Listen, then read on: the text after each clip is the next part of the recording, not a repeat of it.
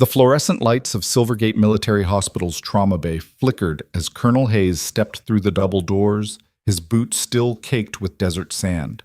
Blood soaked through the makeshift bandage on his arm, dripping onto the sterile floor.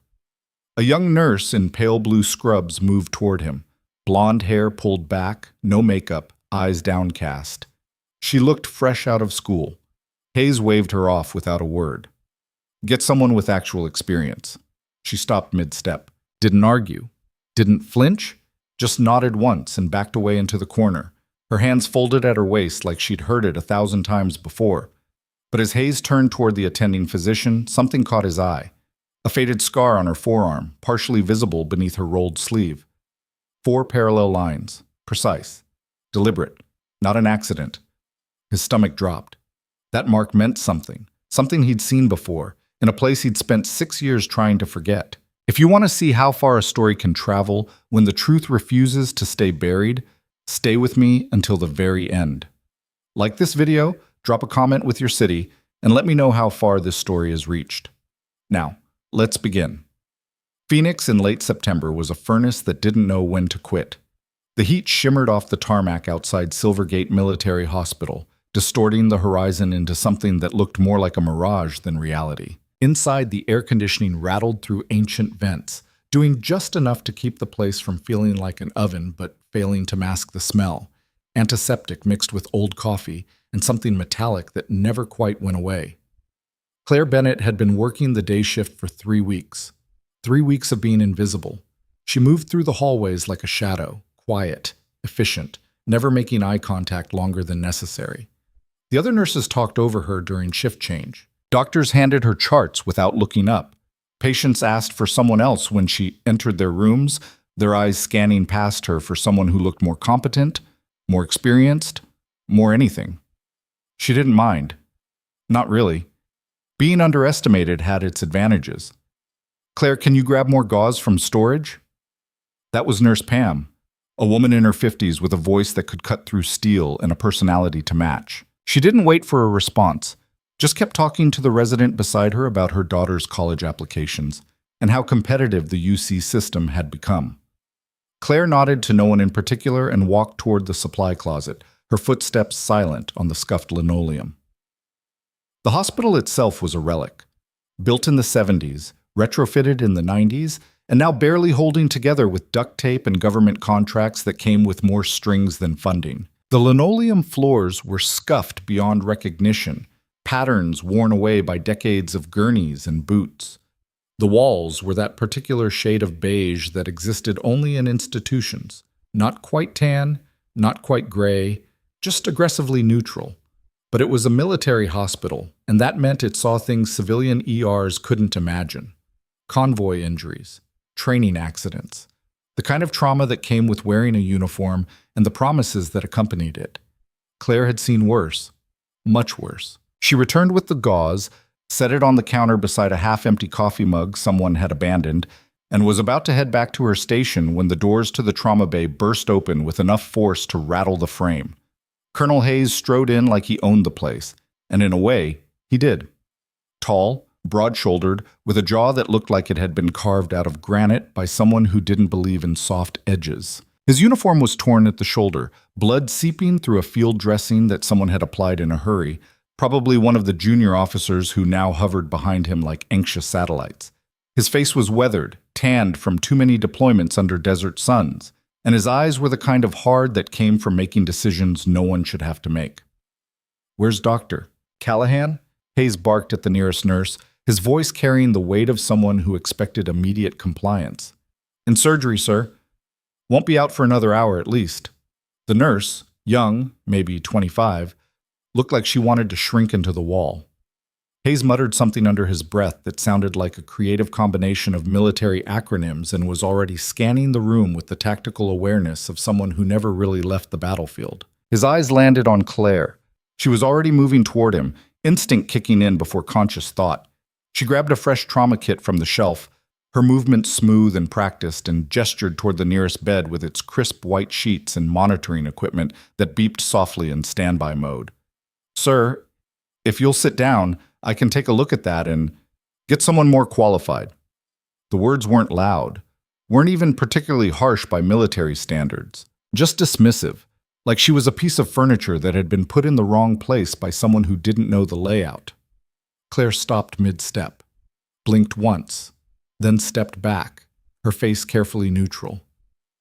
One of the junior officers, a kid who couldn't have been older than 23 with a name tape that read Morrison and eyes that still held some optimism about the world, looked uncomfortable. He shifted his weight from foot to foot. "Colonel, she's just trying to—" "I said get someone else." Hayes didn't even look at Morrison when he said it, just kept his gaze fixed somewhere past Claire's shoulder, already dismissing her existence. Morrison shut his mouth, his jaw working like he wanted to say more but knew better. Claire folded her hands at her waist and moved to the corner of the room, her face blank as fresh paper. She'd heard it before. Different voices, different hospitals, different cities, but the same underlying sentiment. You don't look like you know what you're doing. You're too soft, too quiet, too young, too female, too something. The reasons changed, but the conclusion was always the same. She'd stopped trying to prove people wrong years ago. It was easier to let them think whatever they wanted. But then Hayes turned to say something to Morrison, and his eyes caught on her arm. She saw the exact moment recognition flickered across his face. His expression didn't change much. Military training kept most reactions buried deep. But there was a tightening around the eyes, a barely perceptible shift in posture, the kind of micro-movements most people wouldn't notice. But Claire had been trained to notice everything. He stared at the scar on her forearm, 4 lines. Thin, faded to a pale silver that almost disappeared against her skin, but unmistakable if you knew what you were looking at. Parallel. Deliberate. Not from an accident or a kitchen mishap or any of the mundane explanations people usually assumed. For a second, neither of them moved. The trauma bay continued its background symphony, monitors beeping, someone coughing down the hall, the rattle of a gurney somewhere distant. But between Claire and Hayes, the air went still. Then Doctor. Miriam Cross swept into the room, all business and controlled urgency, her dark hair pulled into a tight bun that hadn't moved in the 3 weeks Claire had known her. "Colonel Hayes, let's get you sorted out." Hayes tore his gaze away from Claire like he was pulling himself out of deep water and sat down heavily on the bed. The springs protested slightly under his weight. Cross began cutting away the ruined sleeve of his uniform with practiced efficiency, exposing a deep laceration that ran from shoulder to elbow, angry, red, still oozing despite the field dressing. "What happened?" Cross asked, her tone professional but firm in the way that made it clear she expected an actual answer, not military deflection. "Training exercise went sideways," Hayes said, his voice flat and offering nothing. "Doesn't matter." Cross didn't push. She rarely did with the officers. Claire had noticed that early on, everyone at Silvergate walked a fine line between medical authority and military hierarchy, and Cross had learned exactly where that line was and how not to cross it. She cleaned the wound with efficient movements, her gloved hands steady. While Cross worked, Claire stayed in the corner watching, not staring, just observing. The way Hayes held his arm, tense but controlled, probably hurting more than he'd admit. The tension in his jaw that suggested he was grinding his teeth. The way his eyes kept flicking back to her, then away, like he was trying to solve a puzzle he didn't have all the pieces to. She knew exactly what he was thinking. Where have I seen that before? Why does it feel important? But he wouldn't remember. Not yet. The human brain was good at burying things, especially traumatic things, especially things the military told you to bury and never dig up again. 20 minutes later, Cross finished stitching him up with neat, precise sutures that would leave minimal scarring and sent him on his way with a prescription for antibiotics. And a warning to actually take it easy. Not the military version of taking it easy, which usually meant doing everything except the specific thing you were told not to do. Hayes nodded, barely listening, already thinking about whatever briefing or meeting or crisis was waiting for him outside these walls, and walked out without another glance at Claire.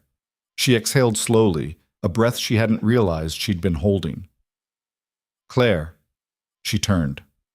Cross was standing by the sink, washing her hands with the methodical thoroughness of someone who'd seen what happens when you cut corners with hygiene, but her eyes were sharp, assessing. "Yes, doctor?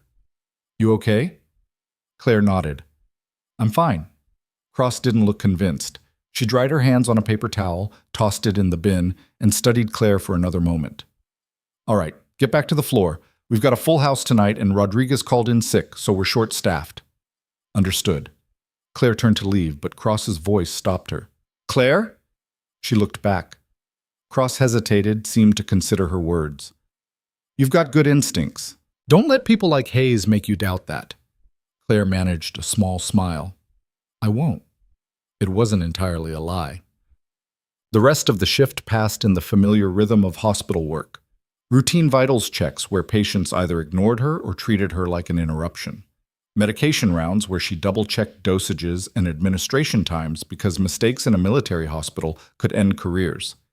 Discharge paperwork that seemed designed to require 3 times as many signatures as necessary. Claire moved through it all with the same quiet efficiency, never drawing attention, never making waves, just another forgettable face in pale blue scrubs. But as she clocked out and walked to her car, a beat-up Honda sedan that had seen better days and multiple cross-country moves, she felt the weight of Hayes's stare like a phantom limb, something that wasn't there but wouldn't stop aching. He didn't remember her, that much was clear. But he remembered the mark, and that was enough to be dangerous. The parking lot was mostly empty at this hour, just a few scattered vehicles under flickering streetlights that cast everything in harsh yellow sodium glow. Claire unlocked her car, slid into the driver's seat, and sat there for a moment, her hands on the wheel, staring at the windshield without really seeing it. Kandahar Province, 6 years ago. Operation Ghostlight. The name alone was enough to make her chest tight. She'd spent 6 years building a new life, a quiet life, a life where no one asked questions, and she didn't have to provide answers. 6 years of being invisible, being underestimated, being exactly what people expected when they looked at her. And now Hayes was here, in her hospital, with that look in his eyes that said he wouldn't let it go. Claire started the engine and pulled out of the parking lot, merging into late-night Phoenix traffic that was surprisingly heavy for the hour. She drove on autopilot, her mind elsewhere, running through contingencies and backup plans and exit strategies she'd hoped she'd never need. Her apartment was in a complex on the north side of the city, the kind of place that advertised affordable luxury but delivered beige carpet and appliances from the early 2000s. She parked in her assigned spot, climbed the stairs to the second floor, and let herself into a space that was functional but impersonal. Minimal furniture, no photos on the walls, nothing that told a story about who lived here. She dropped her keys in the bowl by the door, kicked off her shoes, and was halfway to the kitchen when her phone buzzed. Unknown number. Claire stared at the screen, her pulse picking up slightly. Unknown numbers were rarely good news in her experience. She answered, but didn't speak. Silence on the other end. Not empty silence. She could hear breathing, ambient noise, the faint hum of electronics. I know who you are, a male voice said. Not Hayes, younger, unfamiliar. Claire's grip tightened on the phone. Then you know not to call this number. Things are moving faster than expected. You need to be ready. I'm always ready. Are you? There was something in his tone, doubt maybe, or warning. Because Hayes is asking questions, pulling files. And once he starts digging, I can handle Hayes. Can you? Because 6 years ago, you couldn't handle any of it. That's why you ran. The words hit like a physical blow. Claire's jaw clenched. I did what I had to do to survive. And now? What are you doing now, Claire? Playing nurse? Hiding? Waiting for it all to blow over? The voice sharpened. It's not going to blow over. It never does. What do you want? I want you to remember why you're really there. This isn't about redemption. It's about finishing what we started. The line went dead. Claire stood in her dark apartment, phone still pressed to her ear, her heart hammering. She lowered the phone slowly, stared at the screen showing the ended call, and felt the careful walls she'd built around her new life start to crack. Whoever that was, they were right about one thing. It wasn't going to blow over. That's it. 2 days later, the convoy arrived. It was just after midnight when the call came in over the hospital's emergency system, the automated voice cutting through the quiet night shift with mechanical urgency. Mass casualty event. Multiple gunshot wounds. Shrapnel injuries. Possible IED involvement. ETA, 15 minutes. The hospital erupted into controlled chaos. Nurses abandoned paperwork and prepped trauma bays, pulling supplies from locked cabinets and arranging instruments with practiced speed.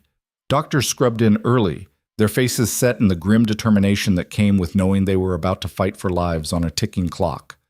Orderlies cleared hallways, moving equipment and non-critical patients to make room for whatever was coming through those doors. The air itself seemed to tighten, charged with anticipation and adrenaline. Claire was restocking an equipment cart when the announcement came.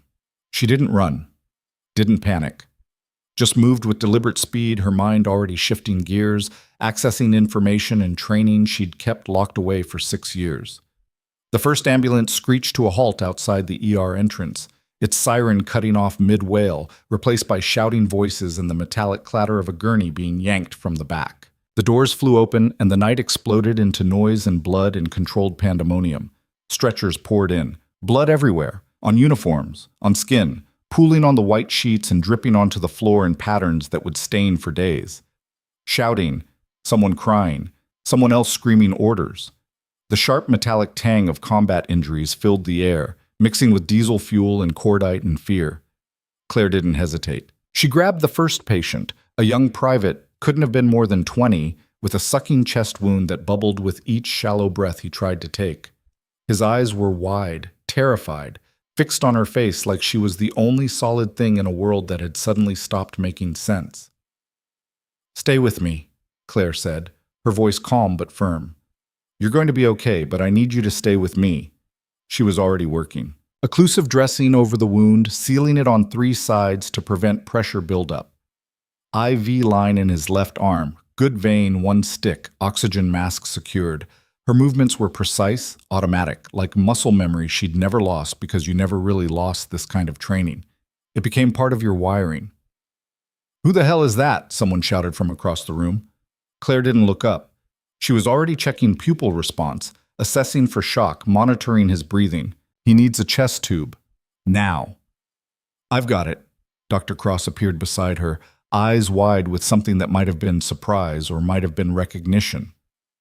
"Claire, what are you—" "He's got maybe 3 minutes before that lung collapses completely," Claire said, her voice still calm, clinical, like she was discussing the weather. "Get a surgeon." Cross stared at her for half a second, long enough for Claire to see the questions forming, then snapped into action. "Or 2. I need a surgeon in OR 2 right now." Claire was already moving to the next patient, her hands moving to the next crisis before her conscious mind had fully processed the decision. A sergeant with a shattered femur and arterial bleeding that painted his pant leg dark and wet. She knelt beside the gurney, her fingers finding the pressure point before anyone else had even identified the source of the bleeding. "Tourniquet," she said, and a hand, she didn't see whose, placed one in her palm. She applied it high and tight, above the knee, twisting until the bleeding slowed to a manageable seep. "Clamp, gauze. I need pressure, here and here." She pointed to 2 spots without looking up, and hands appeared, following her directions with the kind of unquestioning obedience that came from recognizing expertise when you saw it. The next hour was a blur. More patients, more blood, more lives balanced on the edge of a knife that could tip either way depending on the next 60 seconds. Claire moved between them all, triaging with a speed and accuracy that left the other nurses stunned into silence or furious motion. She couldn't tell which and didn't have time to care. She stabilized a corporal with a penetrating abdominal wound, intubated a lieutenant whose airway was compromised by facial trauma, debrided and packed a wound on a private's shoulder that looked like something had taken a bite out of the muscle and bone. Her scrubs were soaked, her hands cramped, her back ached from bending over gurneys. She didn't stop. At one point, she felt someone watching her. She glanced up, still applying pressure to a wound that kept trying to bleed through the gauze. Colonel Hayes stood in the doorway, his arm still bandaged from 2 days ago, his face unreadable. Behind him, 2 MPs stood at attention, their expressions carefully neutral in the way that suggested they'd been ordered to observe but not interfere. Their eyes met across the chaos, and this time he didn't look away. He watched her work, watched her hands move with precision that couldn't be faked, watched her give orders that trauma surgeons twice her age followed without question. Claire held his gaze for a moment, then returned her attention to the patient in front of her, a specialist with shrapnel wounds across his back, dozens of small punctures that needed to be cleaned and assessed for depth and internal damage. "Celine, forceps. I need better light here." Someone adjusted the overhead lamp. Hayes was still watching. Omit. By the time the last patient was stabilized and moved to ICU or surgery or wherever the next phase of their survival would take place, the ER looked like a war zone. Blood-stained floors despite the hasty mopping attempts, discarded gloves piled in biohazard bins, the acrid smell of antiseptic mixing with sweat and something darker, more visceral, empty IV bags hanging from poles like deflated balloons, surgical instruments scattered across trays waiting to be collected and sterilized. Claire stood at the sink, scrubbing her hands for the third time, her shoulders tight with exhaustion that went bone deep. The water ran pink, then clear. She watched it swirl down the drain and tried to remember how to breathe normally. Where did you learn to do that? She didn't turn around. She already knew who it was. She could feel Hayes's presence behind her like a pressure change before a storm. Do what, Colonel? Hayes stepped closer. She could see his reflection in the small mirror above the sink. His face was hard, but his eyes were calculating. You're not a nurse. Claire kept scrubbing, working soap between her fingers, under her nails. My badge says otherwise. That wasn't nursing. That was combat triage. Field medic level. Maybe higher. He paused. Special operations higher. She rinsed her hands, grabbed a towel from the stack, and finally turned to face him. His expression was guarded, but there was something else there. Suspicion. Curiosity. Maybe a little fear, though he'd never admit it. I did my job, Claire said simply, her voice neutral. That's all. Bullshit. The word was quiet, but carried the weight of certainty. She didn't flinch, just held his gaze steady and unflinching, the way she'd learned to do when facing down men who thought they could intimidate her with volume or rank or physical presence. Hayes took another step closer, close enough that she could see the small scar above his left eyebrow, the gray starting to thread through his hair at the temples. I want to see your file. You won't find anything? Why not? Because I made sure of it. The air between them crackled with tension, the kind that came from two people who both knew more than they were saying and were trying to figure out who would break first. Hayes opened his mouth to say something, then stopped. His eyes dropped to her arm again, to that scar she'd stopped trying to hide years ago because hiding it only made people more curious. I know that, Mark, he said quietly, and for the first time since she'd met him, his voice held something other than command. It held uncertainty. I've seen it before. Claire's expression didn't change, but inside something shifted, locked doors starting to open. Then you know what it means. Hayes's jaw tightened. Where?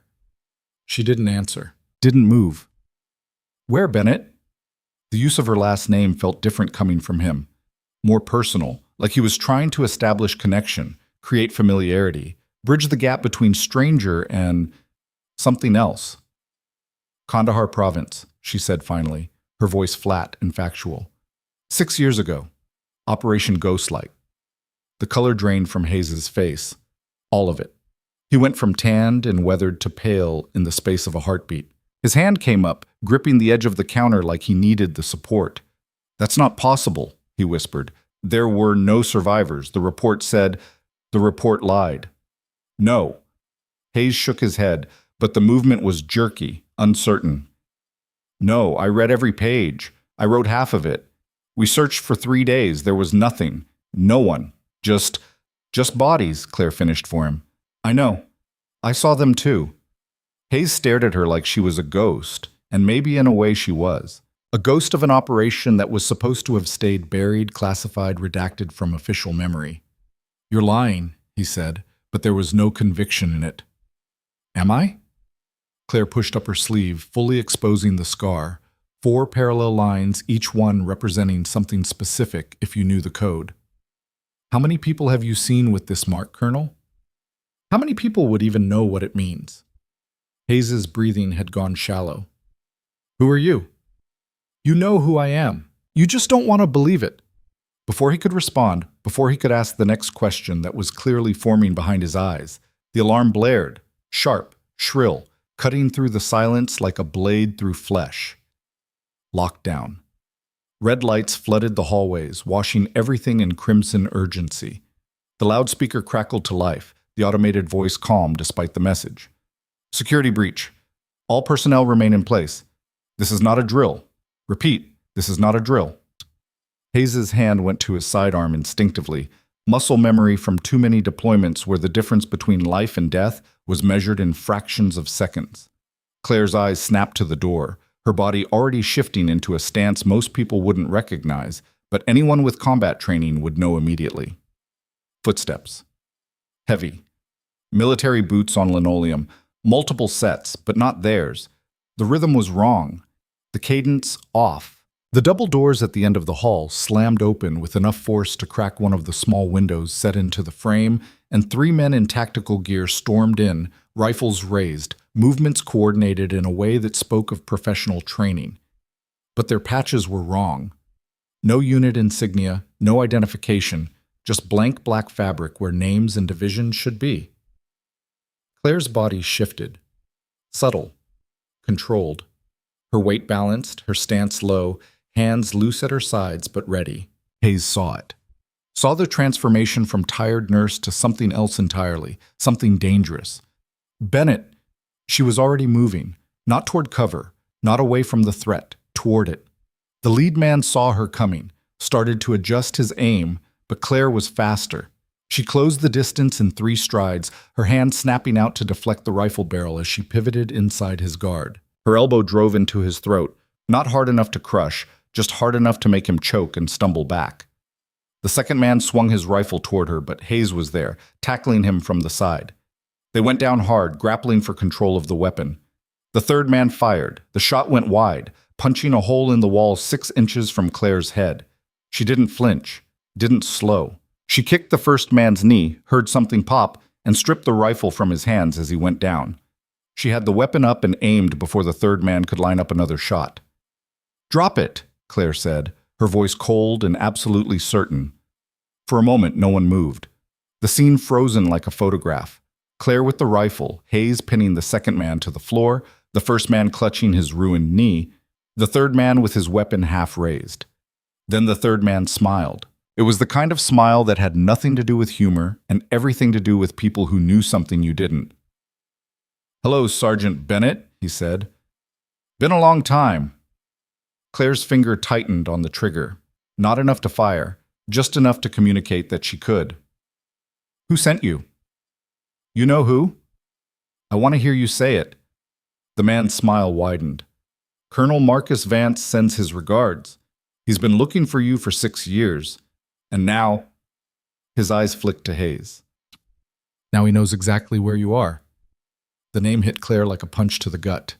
Vance. Of course it was Vance. "He wants to talk," the man continued, "face to face, just like old times." "Tell Vance," Claire said slowly, "that if he wants to talk to me, he can come himself. I'm done running." "Are you?" The man tilted his head. "Because that's not what it looks like. Looks like you've been hiding, playing pretend, hoping everyone would forget about Operation Ghostlight and what really happened in those mountains." Hayes, still pinning the second intruder to the floor, looked up at Claire. "What is he talking about?" Claire didn't answer. Didn't take her eyes off the third man. "She didn't tell you?" The man's grin turned vicious. "Oh, this is delicious.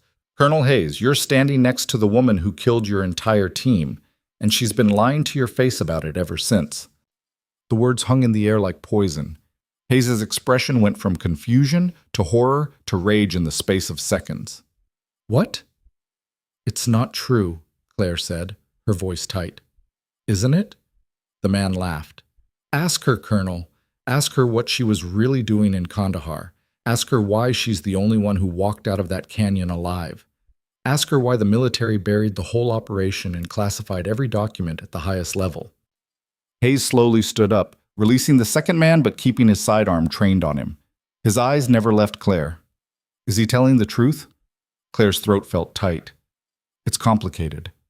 "Is he telling the truth?" "I didn't kill them," Claire said, and her voice cracked on the words. "I tried to save them. I tried—" The alarm suddenly cut off. The red light stopped flashing. The silence was deafening.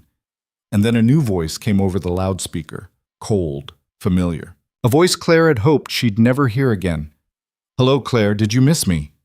"Vance." Hayes's eyes widened. That's impossible. Vance is dead. He died 4 years ago in Syria. Apparently not, Claire whispered. The voice continued, smooth and unhurried. I have to say I'm impressed. 6 years off the grid. New name, new life, very thorough, but not thorough enough. A pause. I'm in your hospital, Claire. I have 40 armed men positioned throughout the building. Every exit is covered. Every window watched. And unless you come to me in the next 10 minutes, I'm going to start executing patients, starting with the wounded soldiers you just worked so hard to save. Claire's blood went cold. 10 minutes, Vance said. Conference room B, 3rd floor. Come alone. Or watch people die. Your choice. The loudspeaker clicked off. Hayes stared at her. Who the hell is Marcus Vance? Claire lowered the rifle slowly. He was my commanding officer. The man who ordered Operation Ghostlight. The man who sent 23 soldiers into an ambush and made it look like an accident. She met Hayes's eyes. And the man I've spent 6 years gathering evidence against. Evidence of what? Treason. War crimes. Conspiracy to commit murder. Claire's hands were shaking now, but her voice was steady. He sold classified intel to enemy combatants, got our people killed for profit, and when I found out, he tried to kill me too. Hayes looked at the 3 men on the floor, then back at Claire. His expression was unreadable. Why should I believe you? Because in about 30 seconds, the MPs are going to come through that door, and you're going to have to decide whose side you're on. Claire ejected the magazine from the rifle, cleared the chamber, and set the weapon on the counter. You can arrest me. Turn me over to Vance. Let him finish what he started 6 years ago. She pulled off her blood-stained gloves and dropped them in the biohazard bin. Or you can help me end this. And what? The lie. The cover-up. All of it.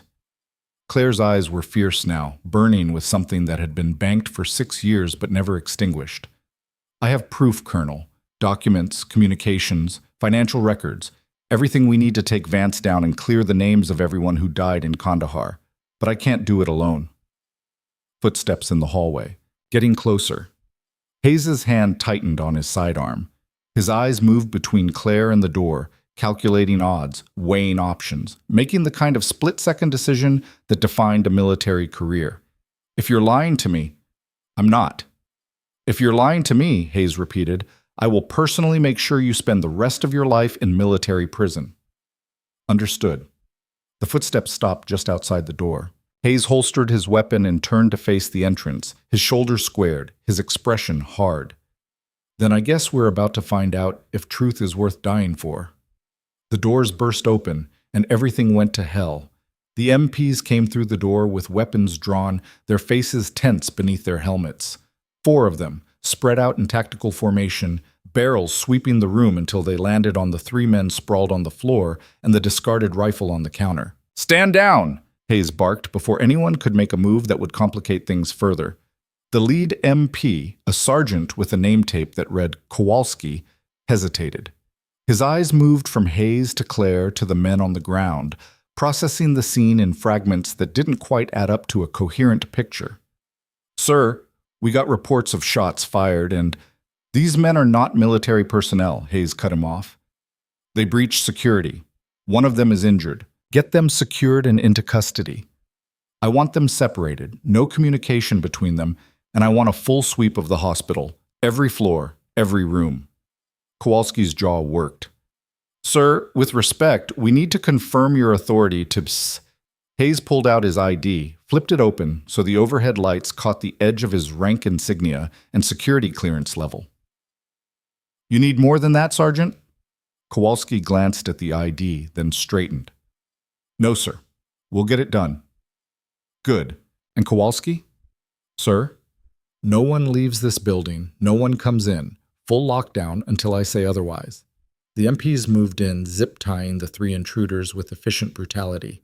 The one with the ruined knee was making sounds that were somewhere between groaning and whimpering. Claire watched them get hauled to their feet and didn't feel an ounce of sympathy. As soon as the MPs cleared the room, dragging their prisoners toward holding cells that the hospital maintained for exactly these kinds of situations, Hayes turned to Claire. We've got maybe 5 minutes before someone higher up the chain starts asking questions I can't answer. So you're going to tell me everything right now, and it better be the truth." Claire leaned against the counter, suddenly aware of how exhausted she was.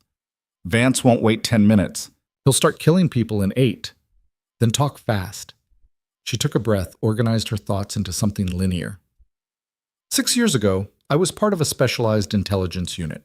We operated outside normal command structures, reported directly to a task force that technically didn't exist on paper. Our job was to identify and eliminate high-value targets in regions where official military presence would cause diplomatic problems. Hayes's expression darkened. Black ops. Gray ops. There's a difference. Claire pushed off the counter, started pacing because standing still made her feel like a target. We were good at it, quiet, efficient. No collateral damage, no international incidents. For 2 years, everything ran smooth. What changed? I started noticing patterns in our intel. We'd get orders to hit certain locations, but the intelligence didn't match field conditions. Buildings that were supposed to be weapons caches turned out to be empty. High-value targets we were sent to eliminate weren't where the briefing said they'd be. She stopped pacing, met his eyes. Someone was feeding us bad information, deliberately. Hayes folded his arms. "And you think it was Vance?" "I know it was Vance. I just couldn't prove it at the time." Claire's hands clenched into fists at her sides. Operation Ghostlight was supposed to be a simple extraction. Get in, pull out a defector who had information about enemy supply routes, get out. 23 personnel, including support staff. We choppered into the mountains outside Kandahar at 0300. She could still see it if she closed her eyes. The darkness, the cold, the way the rotor wash kicked up dust that stung exposed skin. The defector was supposed to meet us at a specific coordinate. When we got there, the place was empty. No defector, no supplies. Nothing.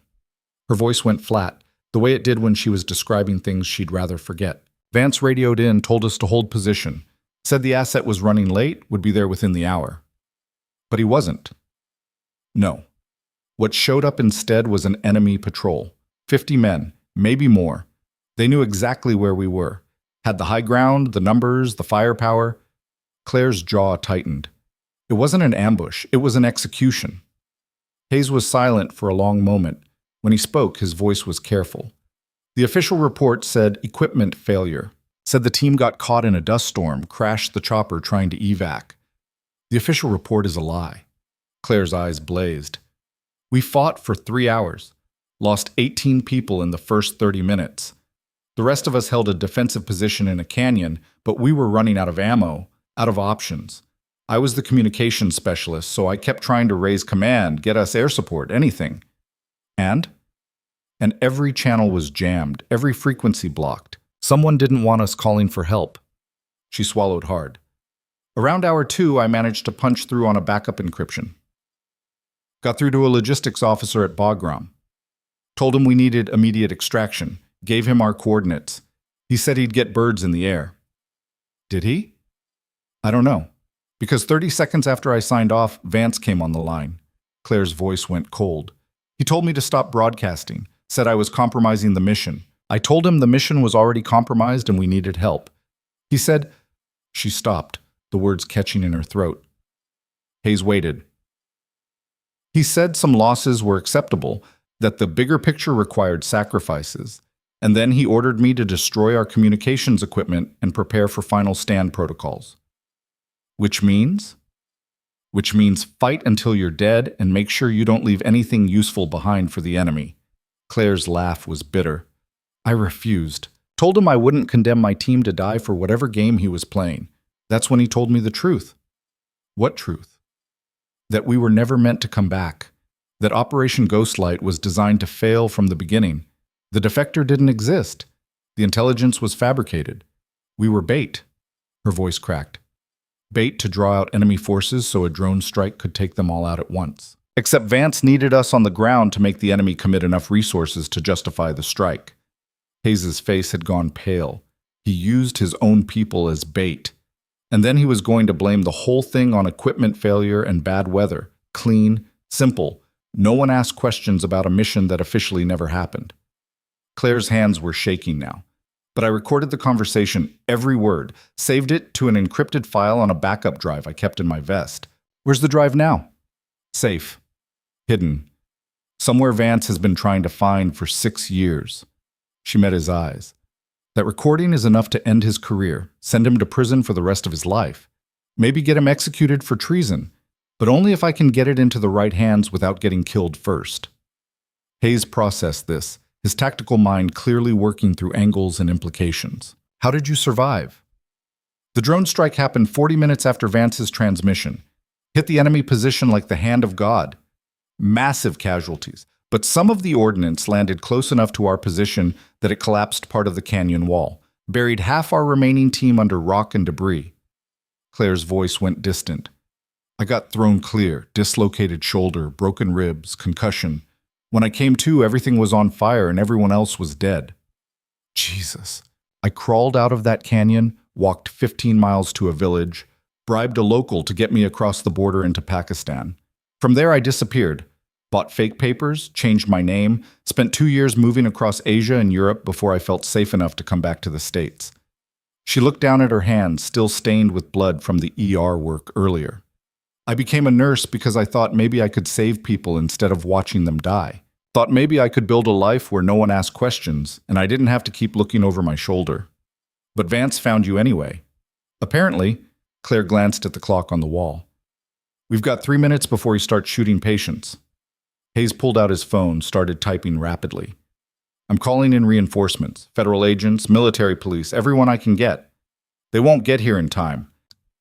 Then, what do you suggest? Claire looked at him, really looked at him, trying to decide if she could trust this man she'd known for less than a week. His face was hard, carved from too many years of command and compromise, but his eyes were steady, honest. She made a decision. I suggest we go talk to Vance, she said quietly. Give him what he wants. Hayes lowered his phone. The recording. No, me. Claire pulled off her scrub top, revealing the plain white tank top underneath. No weapons. No hidden devices. Just skin and old scars. He wants me dead. Has for 6 years, so I'll give him the chance, face to face. That's suicide. Maybe. Or maybe it's the only way to draw him out long enough for your reinforcements to get here. She grabbed a clean set of scrubs from the supply cabinet, started pulling them on. You said you wanted the truth, Colonel. Well, here it is. Vance is a traitor who's been operating in the shadows for years, and I'm the only person who can prove it. But I can't do that if he kills a hospital full of innocent people to get to me. Hayes was quiet for a long moment. Then he holstered his sidearm and straightened his uniform. I'm coming with you. Bad idea. I don't care. You're not walking into that room alone. He said, come alone. And you trust him to keep his word? Hayes's voice was sharp. The man who sent 23 soldiers to die? Who's been hunting you for 6 years? You think he's going to play fair now? Claire didn't have an answer for that. Hayes checked his watch. 2 minutes. We go together or we don't go at all. She wanted to argue, wanted to tell him this wasn't his fight, wasn't his problem, wasn't worth the risk. But the truth was, she was terrified of walking into that conference room alone. 6 years of running, of hiding, of looking over her shoulder, and now it was ending in a third-floor conference room in a military hospital in Phoenix. Fine, she said. But you follow my lead. Your lead? I know how Vance thinks, how he operates. If we're going to get out of this alive, you need to trust me. Hayes studied her face, and whatever he saw there must have been convincing because he nodded once. All right, your lead. They moved through the hospital corridors like ghosts, passing empty nursing stations and locked patient rooms. The lockdown had cleared the halls of everyone except security personnel who watched them pass with wary eyes. Claire could feel the weight of their stares, the questions they weren't asking.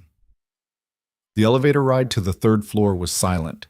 Hayes stood with his back to the wall, one hand resting on his holstered weapon, his eyes on the numbers above the door. Claire focused on breathing, in through the nose, out through the mouth, the way she'd been taught in training when preparing for high-stress situations. Her reflection in the polished metal doors looked like a stranger, pale, hollow-eyed, hair pulled back in a messy ponytail. She looked exactly like what she was, Someone who'd been running for so long she'd forgotten what it felt like to stand still. The elevator chimed. 3rd floor. The doors opened onto a hallway that was too quiet, too empty. Claire's instincts screamed trap, but she stepped out anyway. Hayes followed close behind, his boots silent on the carpet. Conference room B was at the end of the hall, double doors with small windows that had been covered from the inside with paper. No way to see what was waiting on the other side. Claire stopped 5 feet from the door. "Last chance to back out," she said without looking at Hayes. "Not happening." She reached for the handle, and that's when she noticed her hand was shaking. 6 years of survival, of careful planning and controlled fear. And now her hand was shaking like she was a rookie on her first deployment. Hayes's hand covered hers, warm, steady. "Together," he said quietly.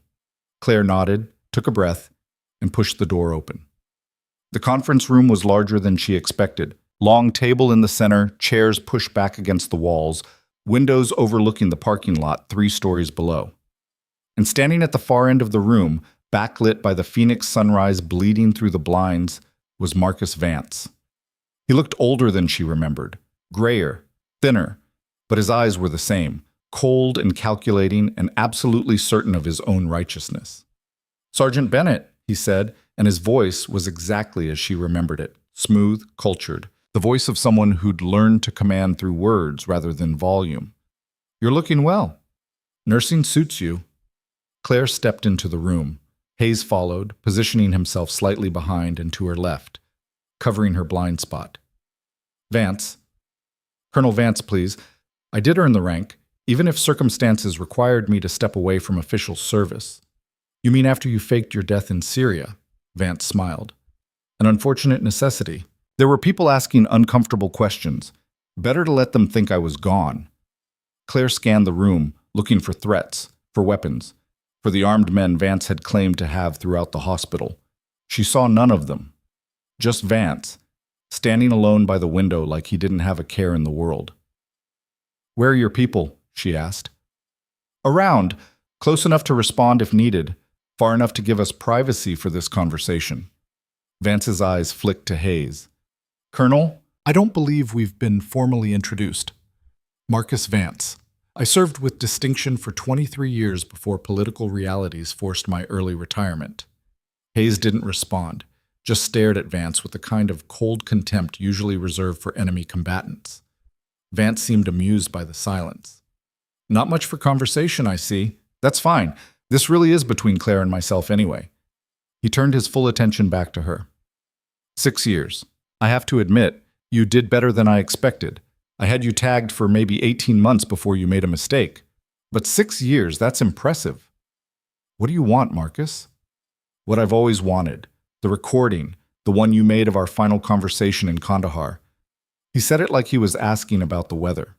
Casual, almost friendly. "Give it to me and this all ends. You disappear again, I go back to my life and no one else gets hurt."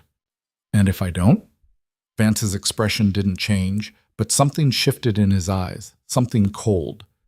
"Then I start with the ICU. 12 patients currently on life support. Very easy to sabotage their equipment, make it look like system failures. Unfortunate, but not suspicious."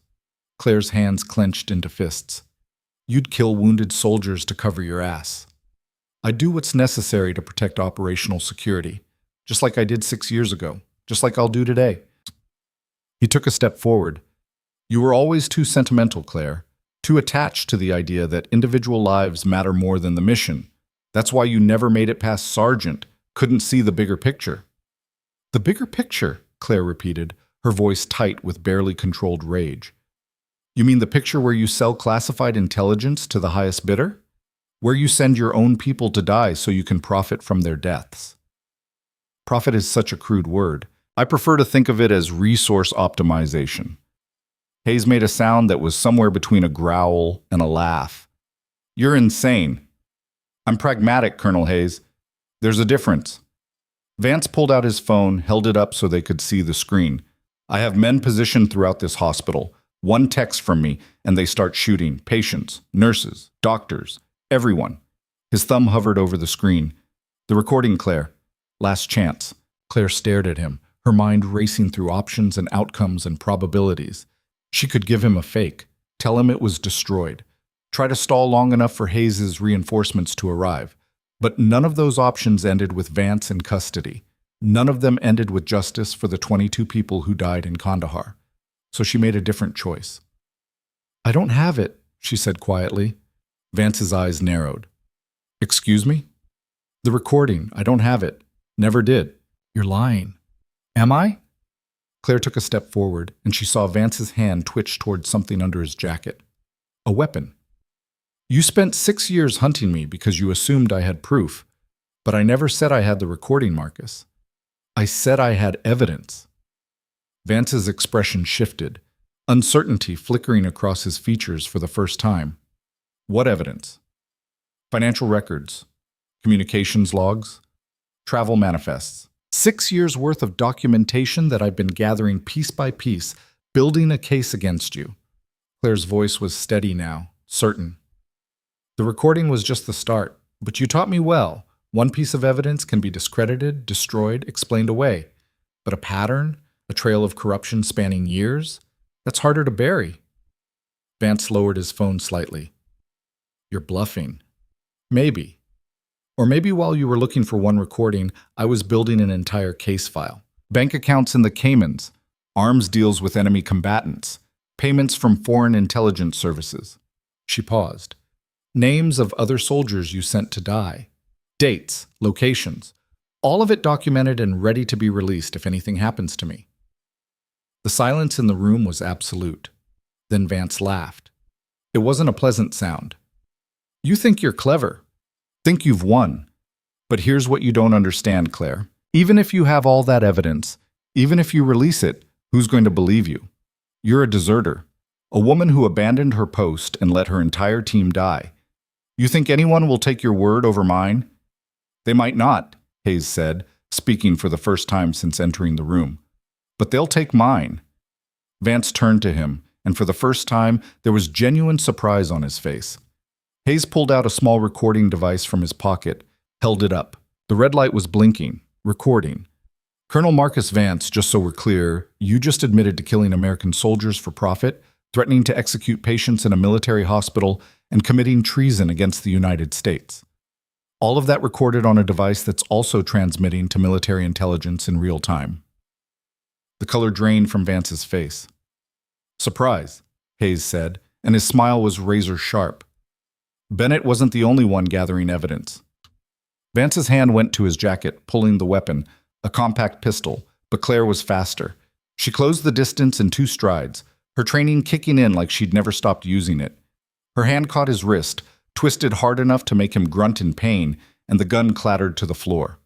Hayes kicked it away, his own sidearm out and trained on Vance.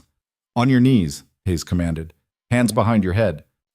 Vance stared at them both, his expression cycling through rage and disbelief, and something that might have been respect.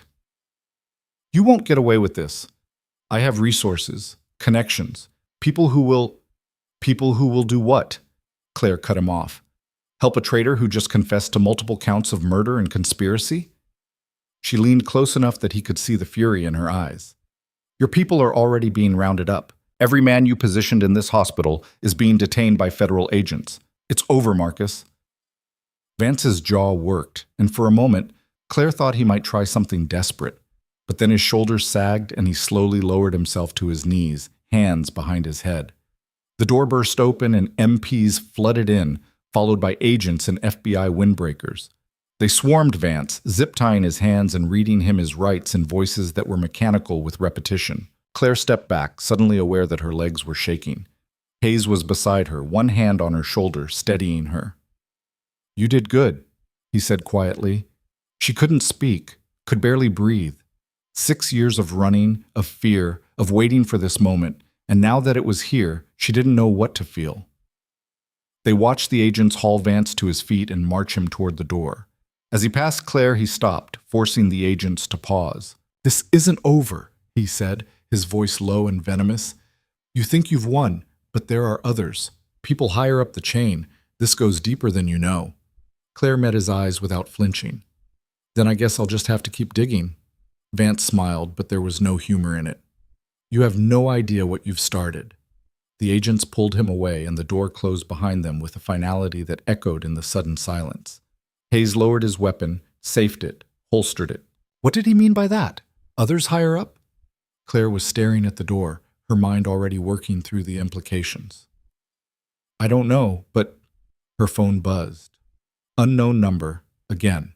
She pulled it out, and her blood went cold when she saw the message on the screen. Nice work with Vance, but he's right. This goes deeper, much deeper. Check your old locker at Bagram. Third brick from the left, bottom row. You'll understand. The message deleted itself as she watched, the text dissolving like it had never existed. Hayes was reading over her shoulder. Who sent that? I don't know. What's at Bagram? Claire looked at him, and the fear that had been temporarily pushed aside by adrenaline came flooding back. I have no idea. I haven't been to Bagram in 6 years. But someone thinks you need to go back. Apparently, Hayes was quiet for a moment, processing. You realize this could be a trap, another play to draw you out. I know, but you're going anyway. It wasn't a question. Claire looked at the phone in her hand, at the empty space where the message had been, and felt the weight of choices pressing down on her shoulders. She'd spent 6 years running from the past, hiding from the truth, building a new life on the foundation of lies and silence. Maybe it was time to stop running. Yeah, she said quietly. I'm going. Hayes nodded like he'd expected that answer. Then I'm coming with you. This isn't your fight. It is now. He met her eyes, and there was something in his expression that looked almost like respect. You brought down Vance, exposed corruption that's been festering for years. You think I'm going to let you walk into whatever's waiting at Bagram alone? Claire wanted to argue, but the truth was she was tired of being alone, tired of carrying this burden by herself. Okay, she said, but we do this my way. Your way, Hayes agreed.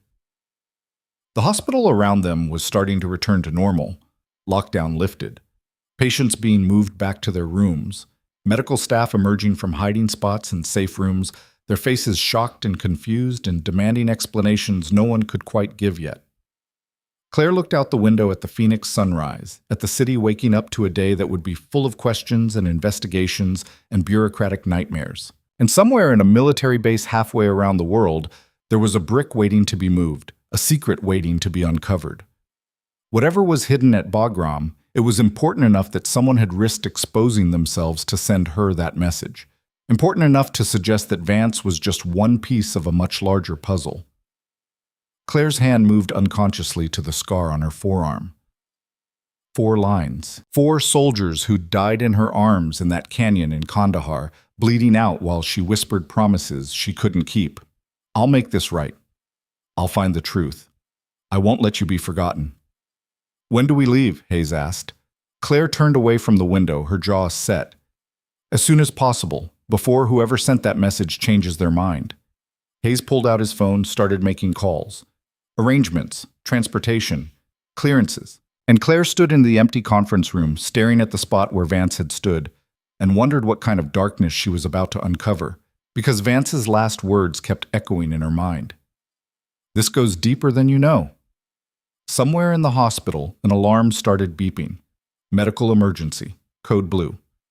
Claire's training kicked in automatically, her feet moving before her brain caught up, heading toward the sound of crisis. But even as she ran, even as she slipped back into the role of nurse and healer, a part of her mind was already in Afghanistan, already digging through rubble and lies, already preparing for whatever truth was waiting in that brick. The past wasn't done with her yet, and something told her the worst was still to come. The code blue was a false alarm, equipment malfunction, not cardiac arrest. But by the time Claire confirmed it and reset the monitors, Hayes had already secured them seats on a military transport leaving Phoenix in 4 hours. She met him in the hospital parking lot as the sun climbed higher, turning the asphalt into a mirror of heat shimmer. We need to move fast, Hayes said, unlocking his truck. I pulled some strings, but questions are already being asked. Vance's arrest is going to create shockwaves, and when those hit, everyone connected to Operation Ghostlight is going to get buried under investigative teams and congressional hearings. Claire threw her bag in the back seat. How long do we have? Best case? 72 hours before someone realizes we've left the country. Worst case, they're already tracking us. Optimistic. Hayes started the engine. I stopped being optimistic around my third deployment. They drove in silence through Phoenix traffic, Claire watching the city slide past her window. She'd been here 3 weeks, and already it felt like someone else's life. The quiet apartment, the hospital shifts, the carefully constructed invisibility, all of it dissolving like morning fog under hard sunlight. Her phone buzzed. Text from an unknown number. Wheels up in 3 hours. Gate 7, military terminal. Come alone or don't come at all. Claire showed it to Hayes. He read it without taking his eyes off the road. That's not the same person who sent the message about Bagram. How do you know? Different syntax, different tone. This one's giving orders, not offering information. He switched lanes, checking mirrors with the paranoia of someone who'd survived by being careful. Could be friendly, could be another trap. Only one way to find out. Hayes' jaw tightened, but he didn't argue. They made one stop. Claire's apartment, where she grabbed her go bag from the closet and a sealed envelope taped behind the bathroom mirror. Hayes waited in the truck, engine running, eyes scanning the parking lot for threats that might or might not be there. Inside the envelope were 3 things: a flash drive, a passport under a name she hadn't used in 4 years, and a photograph. The photo was creased, faded, showing a group of soldiers in desert camouflage, arms around each other's shoulders, smiling like they believed they were invincible. Claire was in the back row, barely visible. Younger. Harder. Different. She put the envelope in her bag and didn't look back at the apartment as Hayes pulled away. The military terminal at Phoenix Sky Harbor was a separate facility, accessed through checkpoints that required credentials most civilians didn't know existed. Hayes' ID got them through without questions, and they parked in a lot that held mostly government vehicles and contractors' trucks. Gate 7 was at the far end of the terminal, away from the civilian areas. As they approached, Claire saw a figure waiting by the entrance. Tall, female, early 40s, with short dark hair and the kind of posture that screamed intelligence officer. "Colonel Hayes, Sergeant Bennett." The woman's voice was clipped, professional. "I'm Agent Sarah Reeves, Defense Intelligence Agency. We need to talk." Hayes' hand moved closer to his sidearm. "We're in kind of a hurry." "I know where you're going. I'm the one who arranged your transport." Reeves gestured toward a private room off the main corridor. 5 minutes, that's all I'm asking." Claire exchanged a glance with Hayes. He gave a barely perceptible nod.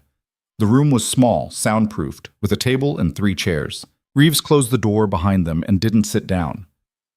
"Marcus Vance's arrest is causing problems," she said without preamble. "Big problems. He's already started talking, giving up names, trying to negotiate a deal."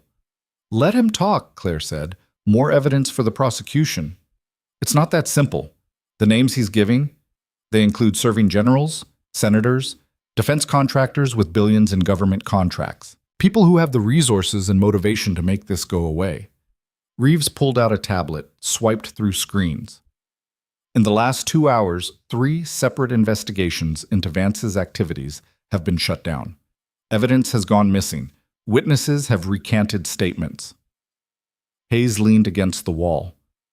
"You're saying the cover-up is already in motion." "I'm saying the cover-up never stopped. Vance was protected for years by people who profited from his operations. Those people aren't going to let one arrest bring down their entire network." Reeves looked at Claire. "Which is why whatever's waiting for you at Bagram is important. Important enough that someone inside the conspiracy is willing to help you find it." "Or important enough to get me killed," Claire said. "That too." Reeves didn't sugarcoat it. "But right now, you're the only person with the credibility and motivation to see this through. Everyone else who tried to expose Vance is dead, discredited, or disappeared." Claire thought about the photograph in her bag. The smiling faces of people who'd trusted their command structure and paid for it with their lives. "What do you want from us?" Hayes asked. "I want you to find whatever's hidden at Bagram and bring it back. Not through official channels. Those are compromised. Not through military command. Same problem. Bring it directly to me, and I'll make sure it reaches people who can't be bought or intimidated." Reeves handed Claire a card with nothing but a phone number. "This is a direct line, encrypted. Use it when you have something.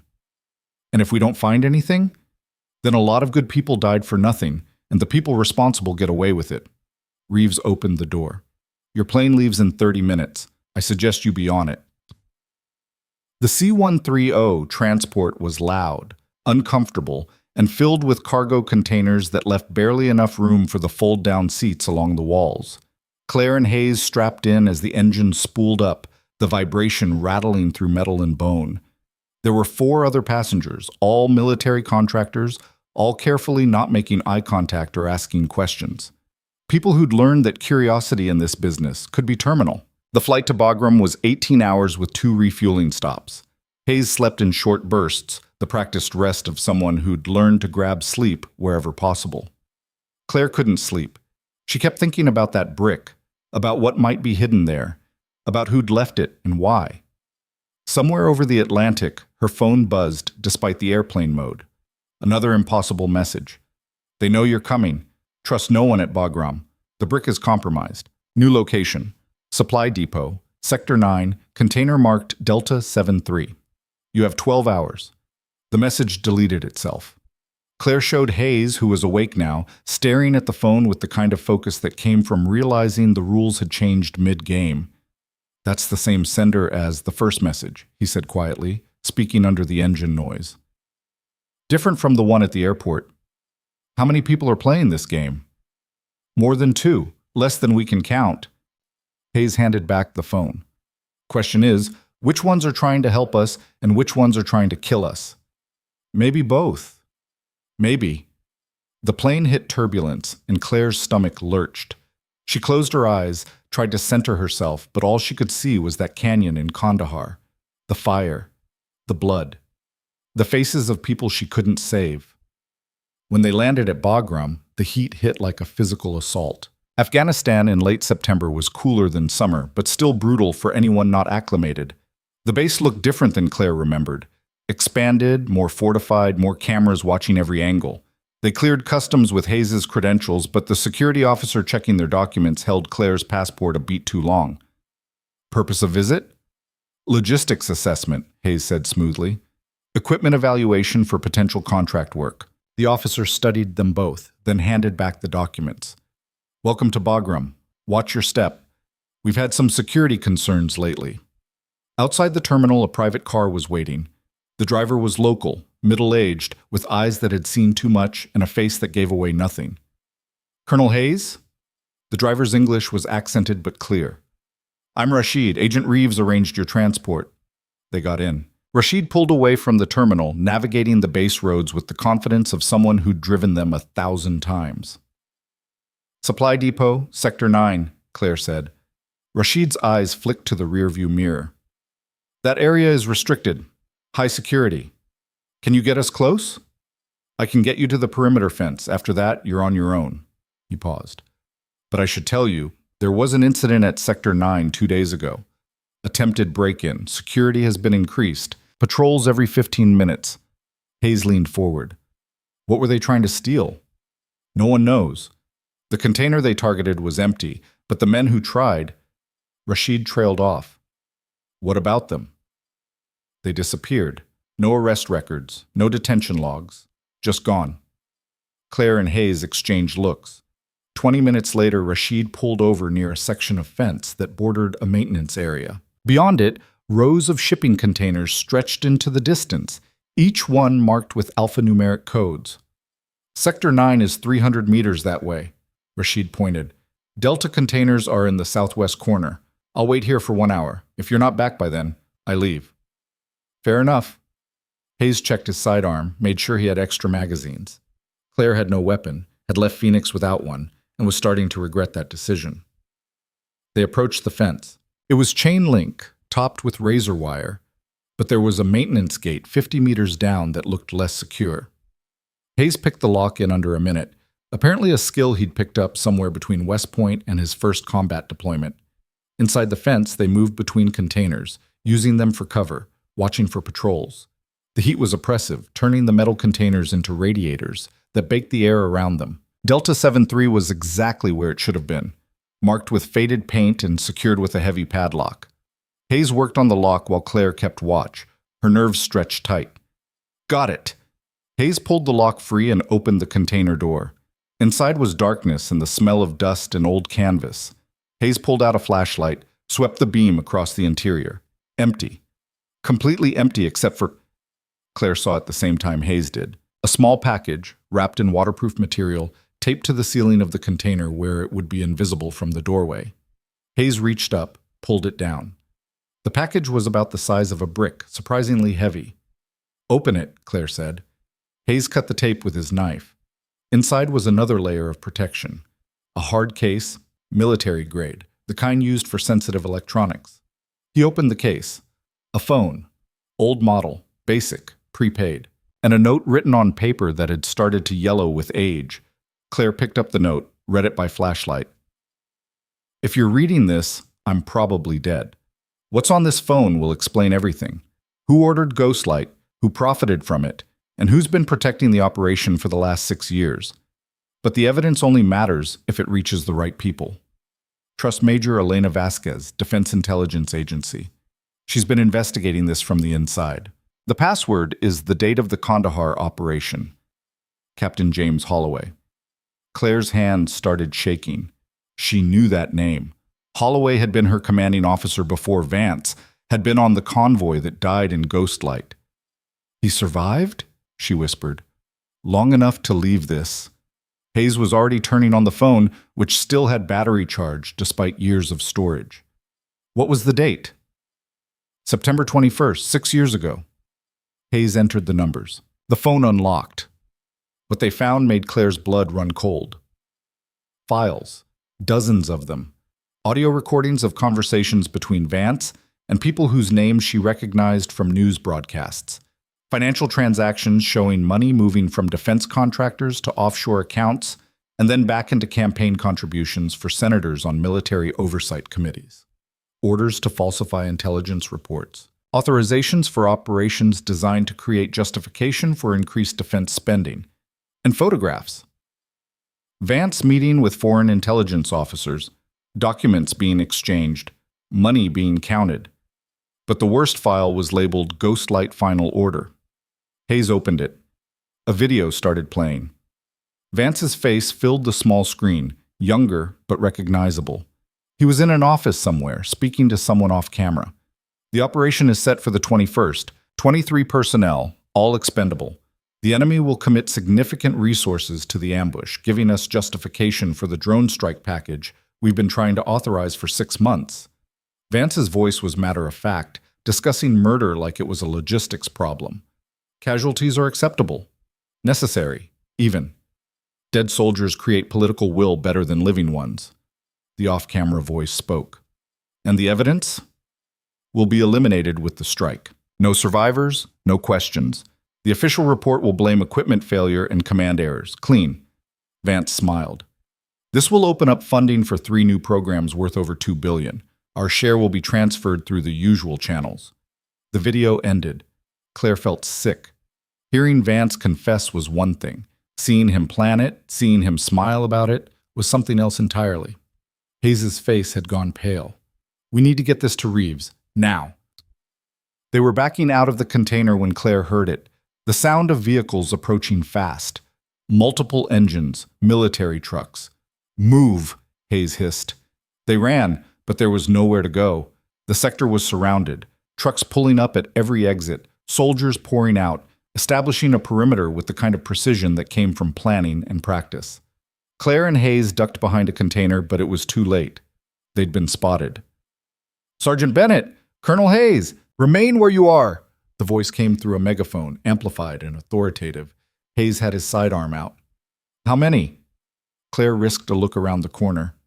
20, maybe more, all armed. "We can't shoot our way out of this." "I know," the voice came again. "You're surrounded.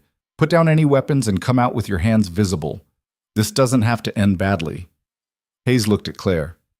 "Your call."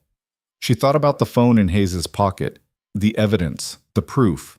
All of it useless if they died here in this container yard. "We surrender," she called out. "Coming out now." They stepped into the open, hands raised. The soldiers moved in immediately, professional and efficient. Weapons were removed, hands were zip-tied behind their backs. The phone was confiscated. A man in an officer's uniform approached. Colonel's insignia, but Claire didn't recognize him. "Sergeant Bennett, we've been looking for you for a very long time." He took the phone from one of the soldiers, examined it briefly, then slipped it into his pocket. "And now you've saved us the trouble of finding this ourselves." "Who are you?" Claire demanded. "Colonel David Brennan. I report directly to the Joint Chiefs, and you've just committed several federal crimes, breaking into a secure military facility, theft of classified materials, conspiracy to commit espionage." Brennan smiled, but it didn't reach his eyes. "You're going to disappear into a black site, and no one will ever know what happened to you." Hayes tried to step forward, but two soldiers held him back. "You can't do this. We have rights, due process. You gave up those rights when you decided to play spy." Brennan gestured to the soldiers. "Take them to the detention facility. Separate cells. No contact with anyone outside this base." They were being dragged toward the trucks when Claire saw movement in her peripheral vision, a figure on top of one of the containers, silhouetted against the sky. Then the world exploded. Not literally, no bombs, no gunfire, but a concussion grenade landed in the middle of the soldiers, and suddenly everyone was on the ground, disoriented, ears ringing. More figures appeared. 5 of them, moving like ghosts, wearing civilian clothes but carrying military-grade weapons. They moved through the chaos with surgical precision, dropping soldiers with tranquilizer darts, securing weapons, creating an extraction corridor. One of them, a woman, late 30s, with short black hair and a scar across her cheek, cut Claire's zip ties. "Major Elena Vasquez," the woman said, her voice clipped and urgent. "Holloway sent you here?" Claire nodded, still trying to process what was happening. "Good. Then you have the phone. We need to move, now." Another member of Vasquez's team was cutting Hayes free. Around them, soldiers were starting to recover from the concussion grenade, reaching for weapons, calling for backup. "This way!" Vasquez ran toward a gap in the containers that hadn't been there before. Her team had moved one, creating an exit. They ran. Behind them, gunfire erupted. Not aimed at them. Warning shots, suppression fire. Vasquez's team returned fire, covering their retreat. A truck was waiting on the other side of the fence. Not Rashid's car. Something bigger, armored. They piled in, and the driver gunned the engine before the doors were even fully closed. More gunfire. Bullets punching through the back windows, safety glass crazing but holding. The truck accelerated, taking corners fast enough that Claire had to brace herself to avoid being thrown into Hayes. "Who the hell are you people?" Hayes demanded. Vasquez was in the front passenger seat, talking rapidly into a radio in a language Claire didn't recognize. She switched back to English. "We're what's left of the people who've been trying to stop Vance's network. Holloway was one of us before Ghostlight. When he died, we thought the evidence died with him. But if you found the phone, we have it," Hayes confirmed. "Then we have a real chance to bring down everyone involved." Vasquez turned to look at them. "But Brennan will have called in reinforcements. The entire base will be looking for us. We need to get off this installation before they lock it down completely." The driver, a young man with a thick beard and the kind of calm that came from too much combat experience, spoke without taking his eyes off the road. "Checkpoint ahead. They'll have the alert by now." "Ram it," Vasquez said. "What?" Claire couldn't have heard that right. "Ram the checkpoint. This truck is armored. Theirs isn't." Vasquez pulled out her own sidearm, checked the magazine. "Everyone hold on." The checkpoint appeared ahead. A barrier, 2 guard posts, 4 soldiers scrambling to raise weapons. The driver didn't slow down. They hit the barrier at 40 miles per hour. The wood splintered, the metal frame crumpled, and the truck lurched but kept going. Gunfire from behind, soldiers at the checkpoint firing at their rear tires. One tire blew. The truck started to fishtail, but the driver controlled it, kept them moving forward. "Airport," Vasquez said. "We have a plane fueled and ready." "They'll shoot us down," Hayes said. "Not if we're fast enough." Vasquez was already on the radio again, speaking rapid-fire instructions to someone. The Bagram airport came into view. Not the military terminal, a smaller airfield used for contractors and cargo flights. A small jet sat on the tarmac, engines already running. The truck screeched to a halt beside the plane. Everyone out, running for the stairs. Claire could hear sirens in the distance, getting closer. They piled into the plane, 7 people in a space designed for maybe 6. And the pilot didn't wait for seatbelts or proper boarding. The engines screamed and they were moving, accelerating down the runway. Behind them, military vehicles were racing toward the airfield. Claire saw Brennan standing beside one of the trucks, watching them go, his face twisted with rage. The plane lifted off just as the first truck reached the runway. They were airborne. Safe. For now. Claire slumped in her seat, her heart hammering. Hayes was beside her, still holding the phone, looking like he'd just survived something he couldn't quite believe was real. Vasquez made her way back to them once the plane leveled off. "We're heading to Cyprus. From there, we'll contact Reeves and arrange for transfer of the evidence to people who can't be bought." "How do we know we can trust anyone?" Claire asked. "Vance had connections everywhere. Brennan showed up too fast, knew exactly where we'd be." "Because Brennan works for Senator Richard Carmichael," Vasquez said. "Carmichael was one of the primary beneficiaries of the defense contracts that Ghostlight was designed to justify. He's been protecting Vance's operation from the beginning." Hayes looked up. "Carmichael chairs the Senate Armed Services Committee." "Exactly. Which means the corruption goes to the highest levels of government." Vasquez sat down across from them. "But Carmichael doesn't know about the phone. Doesn't know Holloway survived long enough to document everything. That's our advantage." "Holloway's note said he was probably dead," Claire said quietly. "Did Brennan kill him?" Vasquez's expression went hard. "Brennan had him executed 3 years ago. Made it look like a training accident. By the time we realized what happened, the body was already cremated and the paperwork was sealed." Claire closed her eyes. Another name to add to the list of people who died trying to expose the truth. The plane hit turbulence and her stomach lurched. When she opened her eyes, Vasquez was watching her with something that might have been sympathy. "You did good work, Sergeant, getting this far, surviving this long. Holloway would be proud." "I don't feel proud. I feel like I've been running in circles for 6 years while people died." "Welcome to counterintelligence work," Vasquez said grimly. "Sometimes the only way to win is to survive long enough to see the other side lose." Hayes was scrolling through the files on the phone, his face getting darker with each new document.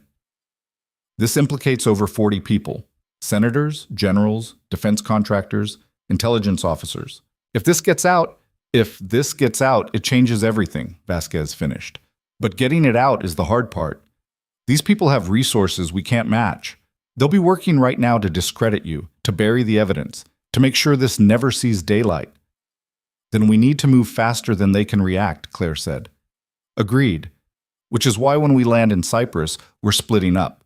Reeves will have people there to take possession of the phone and get it to Washington. You two will disappear again, different names, different countries, until the indictments start coming down."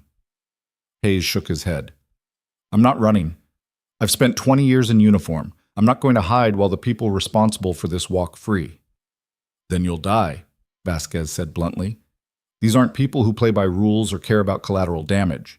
They've killed dozens to protect this secret. They won't hesitate to kill you too." "She's right," Claire said, hating the words even as she spoke them. "I've been running for 6 years and I'm still alive. The people who tried to fight openly are all dead." Hayes looked at her, and she could see the struggle in his eyes. He was a soldier, trained to fight, not to run, but he was also smart enough to know when a battle was unwinnable. "How long?" he asked. "How long do we hide?" "Until the trials are over, until the guilty are in prison." Vasquez checked her watch. "Could be months, could be years, but you'll be alive." The plane started its descent toward Cyprus. Claire looked out the window at the Mediterranean stretching blue and endless below them. Somewhere down there was another safe house, another false identity, another chapter of running and hiding. But this time, it felt different. This time, they'd struck a real blow. This time, justice wasn't just a distant hope. It was tangible evidence on a phone in Hayes's pocket. They landed at a private airfield outside Larnaca. A car was waiting, along with 2 people Claire didn't recognize, but Vasquez clearly did. Documents were exchanged. The phone changed hands. "This goes directly to Reeves," Vasquez told the courier. "No stops, no detours. If you're compromised, destroy it rather than let them take it." The courier nodded and was gone, disappearing into the Cyprus afternoon. Vasquez turned back to Claire and Hayes. "There's a safe house on the northern coast. You'll stay there until—" Her phone rang. She answered, listened, and her face went pale. When? A pause. How many? Another pause. Understood. She ended the call and looked at them with eyes that held bad news. Agent Reeves is dead, killed in a car accident 2 hours ago in Washington. Her entire team is gone. Claire felt the ground drop out from under her. They knew. They knew we were working with her. Which means they know about the phone. Hayes' hand went to his sidearm. They'll be coming for us. Vasquez was already moving, pulling out weapons from a hidden compartment in the car. The safe house is compromised. We need to move. Now. Where? I don't know. Somewhere they won't expect. Somewhere we can regroup and figure out who else we can trust. Vasquez handed Claire a pistol. See him. You remember how to use one of these? Claire took the weapon, checked the magazine, chambered around. Yeah, I remember. They got in the car and Vasquez started driving fast, away from the airfield, away from the city, toward the mountains in the distance. Behind them, Claire saw another car pull onto the road, following, not trying to hide it. We've got company, she said. Vasquez looked in the rearview mirror and cursed. How did they find us this fast? Hayes was checking the car, running his hands along the seats, under the dashboard. His fingers found something, a small device, magnetic, stuck to the underside of the driver's seat. A tracker. They've been following us since we landed, he said, holding up the device. Vasquez grabbed it, threw it out the window. But the damage was done.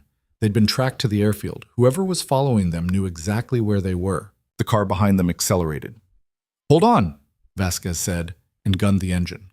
They raced through narrow cypress roads, Vasquez driving like she'd trained for pursuit scenarios. The car behind them matched every turn, every acceleration, staying close. Then a second car appeared ahead, blocking the road. They were boxed in. Vasquez slammed the brakes, pulled a hard turn onto a dirt road that led into the hills. The car bounced over rocks, engine screaming, but they were gaining distance from their pursuers. For about 30 seconds. Then the tire blew. Not from gunfire, from the rough terrain. The car swerved, Vasquez fighting for control, but physics won. They went off the road, down an embankment, and crashed into a tree hard enough that the airbags deployed. Claire's ears were ringing. Her chest hurt from the seatbelt. She could taste blood. Out! Vasquez was already moving, kicking open her door. Out now! They scrambled from the wreckage. Hayes had the phone. Claire had her weapon.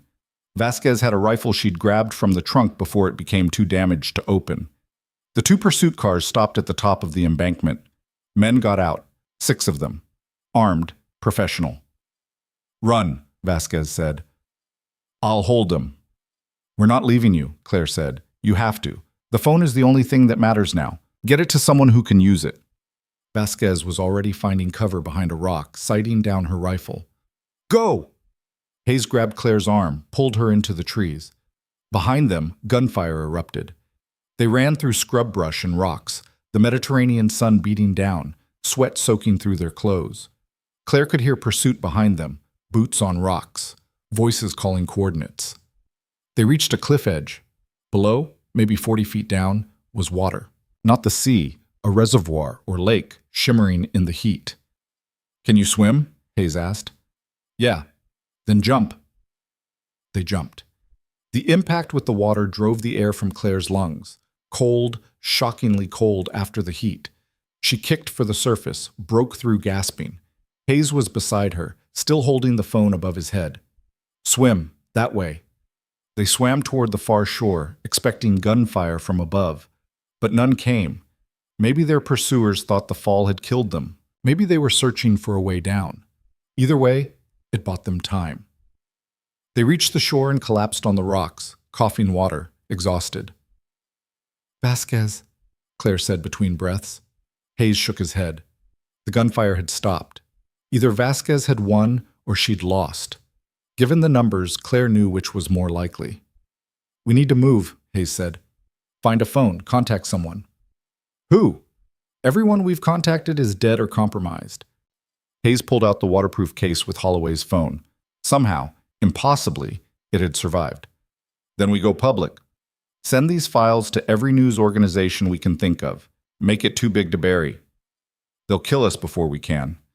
Probably. Hayes met her eyes. But at least the truth gets out. Claire wanted to argue, wanted to find a better option.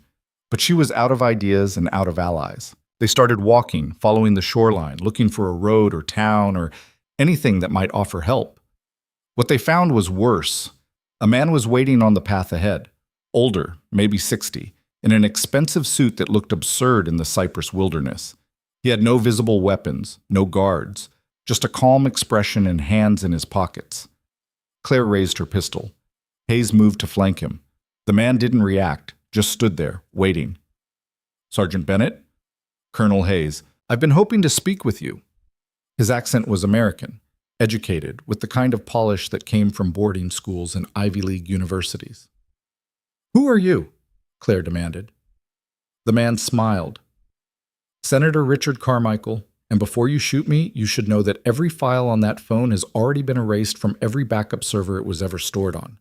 The evidence you're carrying, it's the only copy left in the world."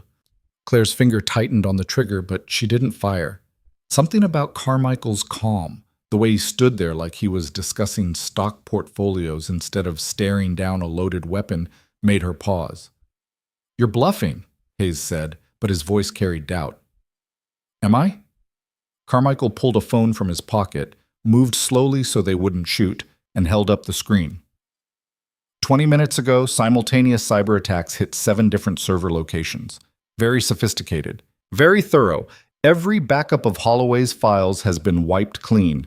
He pocketed the phone again. "So that device in your hand, Colonel Hayes, is now the only evidence linking me to Operation Ghostlight, which makes this conversation rather important." Claire kept her weapon trained on him. "You orchestrated this whole thing. Vance, Ghostlight, all of it." Vance was a useful tool. Ambitious, greedy, easy to manipulate, but the operation itself? Carmichael smiled. That was always bigger than one corrupt colonel. "Defense contracts," Hayes said, his jaw tight. "You needed justification for increased military spending, so you created the threat.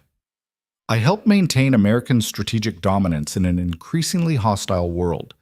The fact that certain defense contractors benefited, that certain careers advanced, that certain bank accounts grew, those were simply natural consequences of doing what was necessary." Carmichael's tone was professorial, like he was explaining basic economics. 23 soldiers died, yes, unfortunate, but their sacrifice enabled programs that have saved thousands of American lives. That's the calculus of leadership. Claire felt rage building in her chest, hot and choking. "You don't get to call it sacrifice when you're the one who murdered them."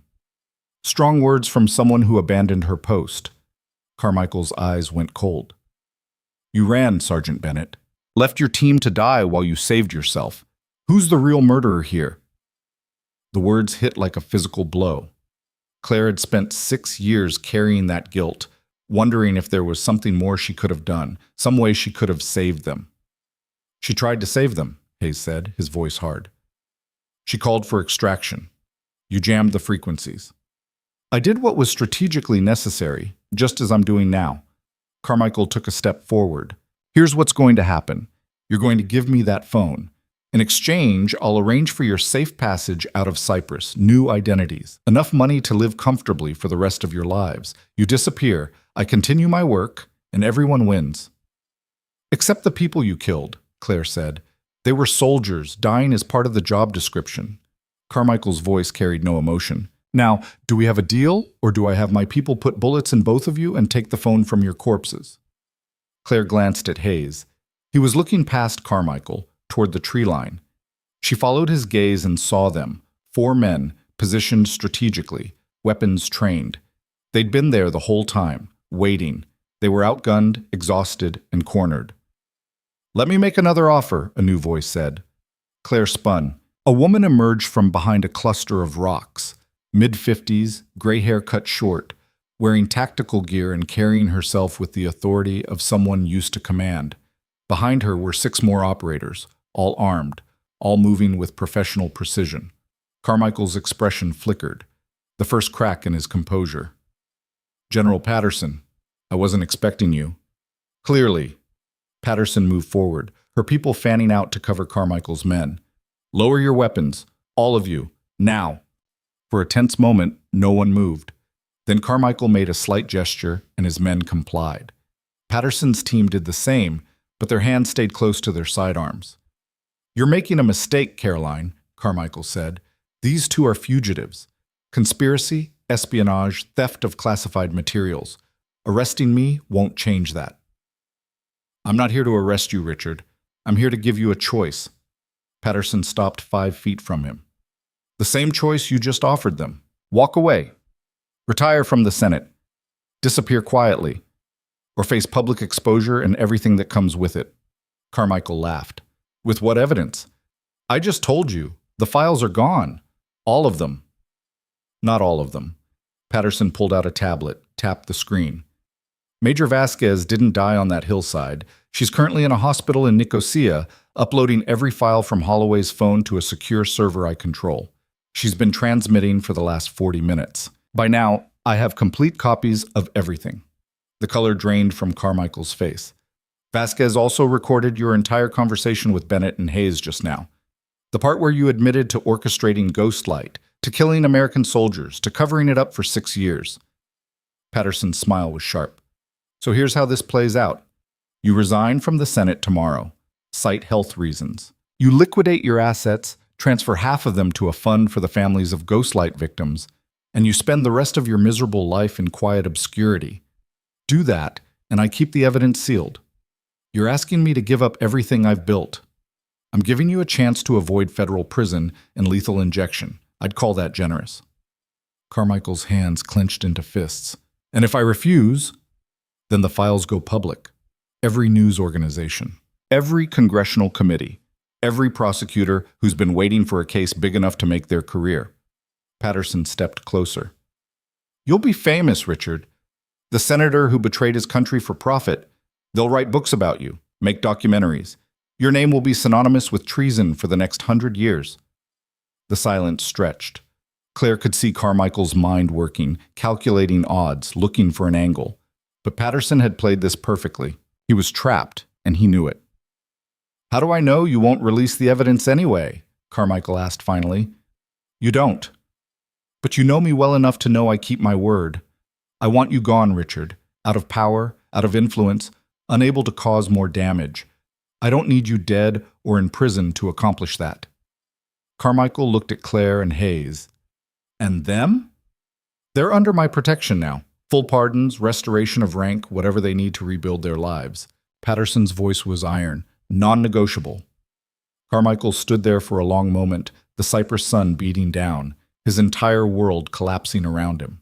Then his shoulders sagged. Fine. I'll resign. Tomorrow, public announcement by noon Eastern Time. Tomorrow, Carmichael agreed. He looked at Claire, and there was hatred in his eyes.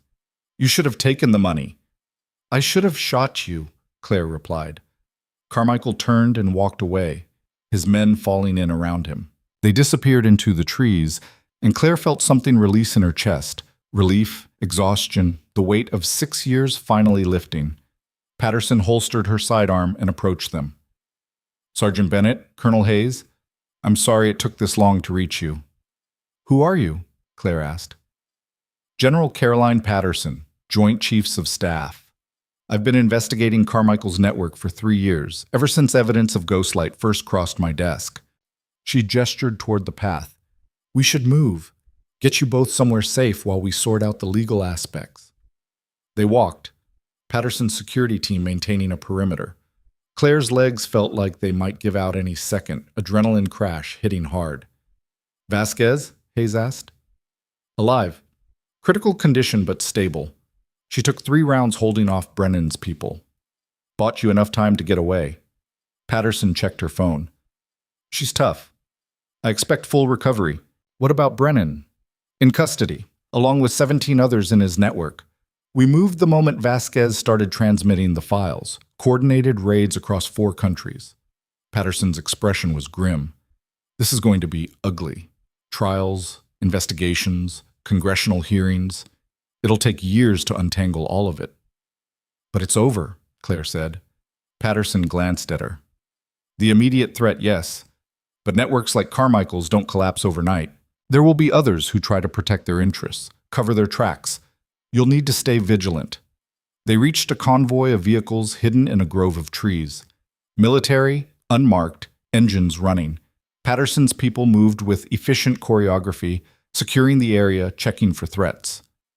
"We're taking you to a secure location," Patterson said. "Medical evaluation, debriefing, and then we start the process of clearing your names officially." Claire climbed into one of the vehicles, Hayes beside her. The interior was clean, air-conditioned, absurdly normal after everything they'd been through. She leaned back against the seat and closed her eyes. "You okay?" Hayes asked quietly. "Ask me in a week." He made a sound that might have been a laugh. "Fair." The convoy started moving, winding through cypress back roads. Claire drifted in and out of awareness, her body finally acknowledging the toll of the last 72 hours. Bruises, cuts, exhaustion that went bone deep. When she opened her eyes again, they were pulling into a compound. High walls, security gates, serious fortification. The kind of place that didn't officially exist on any maps. Patterson led them inside through corridors that smelled of fresh paint and new construction. They stopped at a medical bay where 2 doctors waited. "Full examination," Patterson told the medical staff. "Check for injuries, dehydration, anything that needs immediate treatment." The next hour was a blur of blood pressure cuffs, IV fluids, X-rays to check for fractures. Claire had 2 cracked ribs from the car crash, lacerations that needed cleaning, and dehydration severe enough that the doctor insisted on keeping the IV in for another 2 hours. Hayes had a mild concussion and a separated shoulder that made him wince when the doctor manipulated it back into place. "You're both lucky," the doctor said, which was such a ridiculous assessment that Claire almost laughed. Lucky. After 6 years of running, after watching friends die, after nearly getting killed a dozen times in the last week alone. Lucky. But maybe in a way, it was true. They were alive. That was more than a lot of people could say. After medical clearance, Patterson brought them to a conference room with coffee that was actually good and sandwiches that Claire devoured without tasting. She hadn't eaten in 18 hours. "We need your statements," Patterson said, pulling out a recording device. "Everything, from the beginning. Kandahar to Cyprus. Every detail you can remember." They talked for 6 hours. Claire's voice went hoarse, describing the canyon, the ambush, Vance's transmission. Hayes provided tactical details about the hospital confrontation, the flight to Bagram, the chase through the container yard. Patterson listened without interrupting, making notes on a tablet, her expression darkening as the full scope of the conspiracy became clear. "This is going to destroy careers," she said when they finished. "Not just Carmichael's. Dozens of officers, contractors, intelligence personnel, people who've been operating in the shadows for years." "Good," Claire said.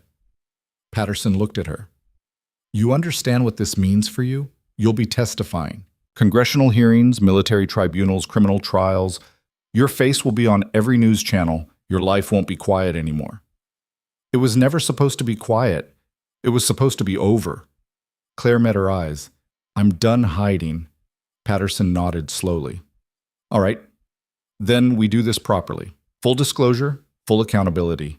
No more cover-ups." Over the next 48 hours, the world exploded.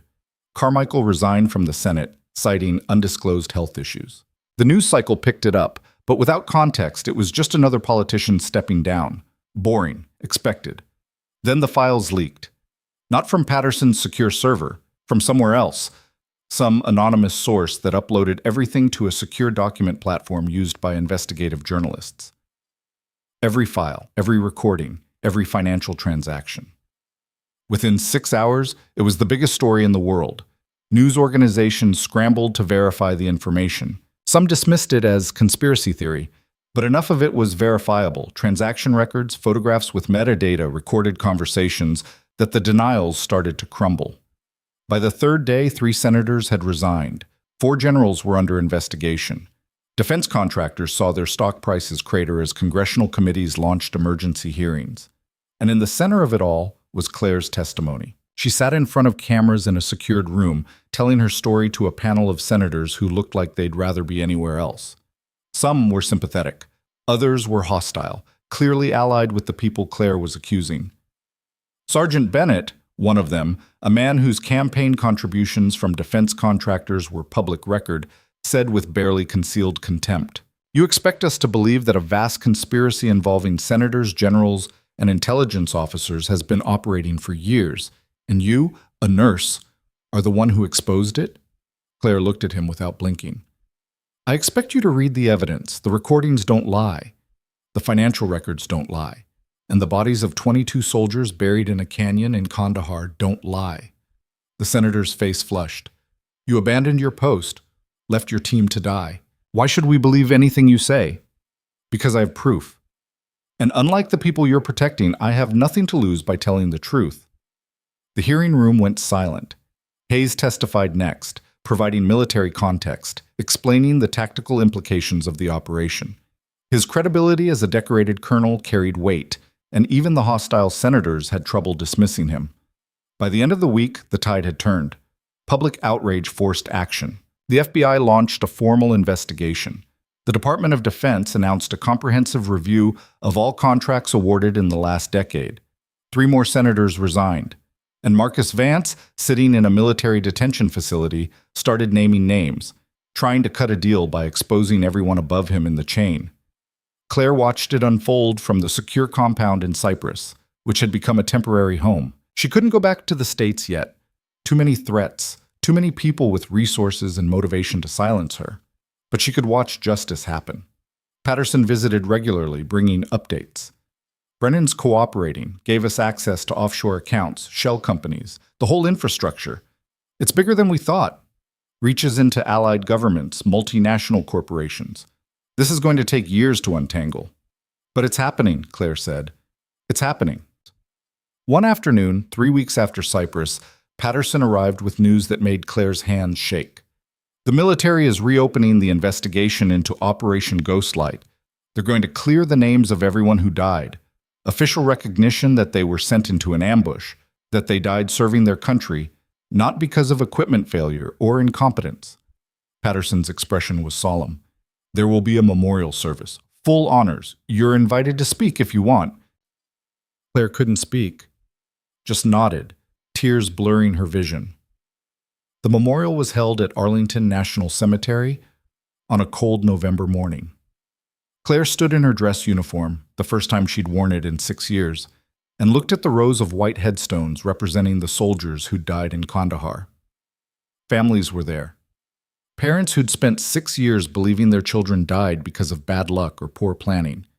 Now they knew the truth. It didn't bring their kids back, but it gave them something solid to hold on to. Answers. Accountability.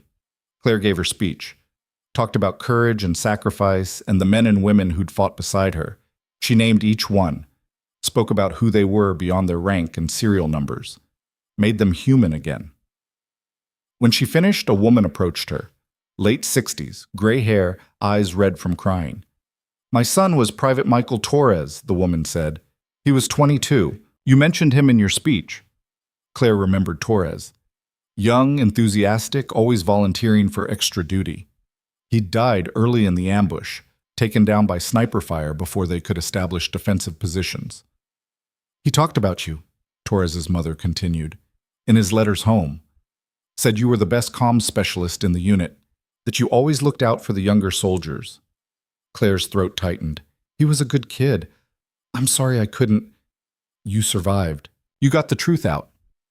The woman took Claire's hands. My son would be proud of that. Thank you. Claire couldn't respond, just held this stranger's hands while grief and relief warred in her chest. The ceremony ended. People dispersed. Claire stood alone by the memorial marker, reading names carved in stone. Hayes appeared beside her. He was in uniform too, his shoulder still in a sling, but healing. Patterson told me you're being reinstated, he said. Full rank, back pay, official apology from the Pentagon. Yeah. You gonna take it? Claire looked at the names on the stone. I don't know. Part of me wants to. Wants to prove I was never a coward, never a deserter, but another part wants to be done with all of it, Hayes finished. Yeah. They stood in silence. Then Hayes said, I'm staying in, taking a position with Patterson's oversight committee, helping root out corruption, make sure this doesn't happen again. That's good. You'll be good at that. You could join me. We could use someone with your experience. Claire considered it. The idea of continuing the fight, of making sure no one else got sent into ambushes for profit, had appeal. But she was tired. 6 years of running, 3 weeks of testimony, and now this memorial. It had drained something essential from her. I need time, she said finally, to figure out who I am when I'm not running or hiding or fighting. Hayes nodded. I get that. But if you change your mind, the offer stands. He left, and Claire remained, watching the sun set over Arlington. The marble headstones glowed in the fading light, each one a story, a life cut short. She thought about the nurse who'd been dismissed by a colonel in a Phoenix hospital. How Claire Bennett had seemed insignificant, forgettable, beneath notice. That version of herself felt like a different person now. Someone who'd existed in a carefully constructed lie, pretending the past didn't matter. But the past always mattered, always caught up. The only question was whether you faced it or let it destroy you. Claire had faced it, had torn open old wounds to expose the rot underneath, and somehow, impossibly, she'd survived. Her phone buzzed. Unknown number. Again. She tensed, old instincts flaring, but opened the message anyway. Well done, Sergeant, but there's more work to do. The network went deeper than Carmichael. Deeper than you know. When you're ready, there are others who need your help. A friend. The message deleted itself. Claire stared at the blank screen, her mind racing. Another conspiracy? Another layer of corruption? Part of her wanted to ignore it, to walk away, take her reinstatement or her pension or whatever the military offered and build a quiet life somewhere far from all this. But another part, the part that had spent 6 years gathering evidence, that had faced down Vance and Carmichael and survived. That part was already curious, already wondering what deeper meant. Who else was involved? What other lies needed exposing? She looked back at the memorial one last time. I'll think about it, she said to the stone and the names and the memories. To Torres and Holloway and everyone else who'd died believing their command would protect them. Then she turned and walked away, toward the parking lot where Patterson's security detail waited to drive her back to the safe house. Tomorrow she'd make decisions about the future. Tonight, she'd let herself rest. But in the back of her mind, that message echoed. The network went deeper than you know. And somewhere in the world, someone was counting on her to dig deeper still. The question was whether she had the strength left to do it. Claire got in the car, and as they pulled away from Arlington, she made herself a promise.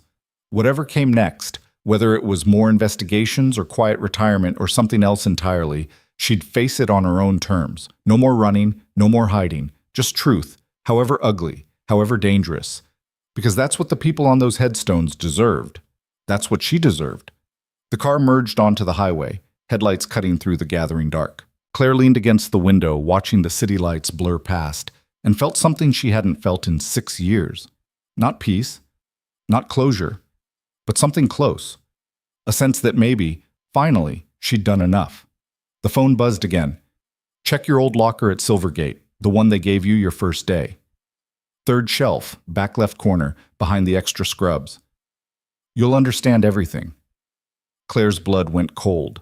That locker had been searched, cleared, checked by security multiple times during the investigation. If something was there now, someone had placed it recently. Someone with access to Silvergate Military Hospital, someone who wanted her to find it.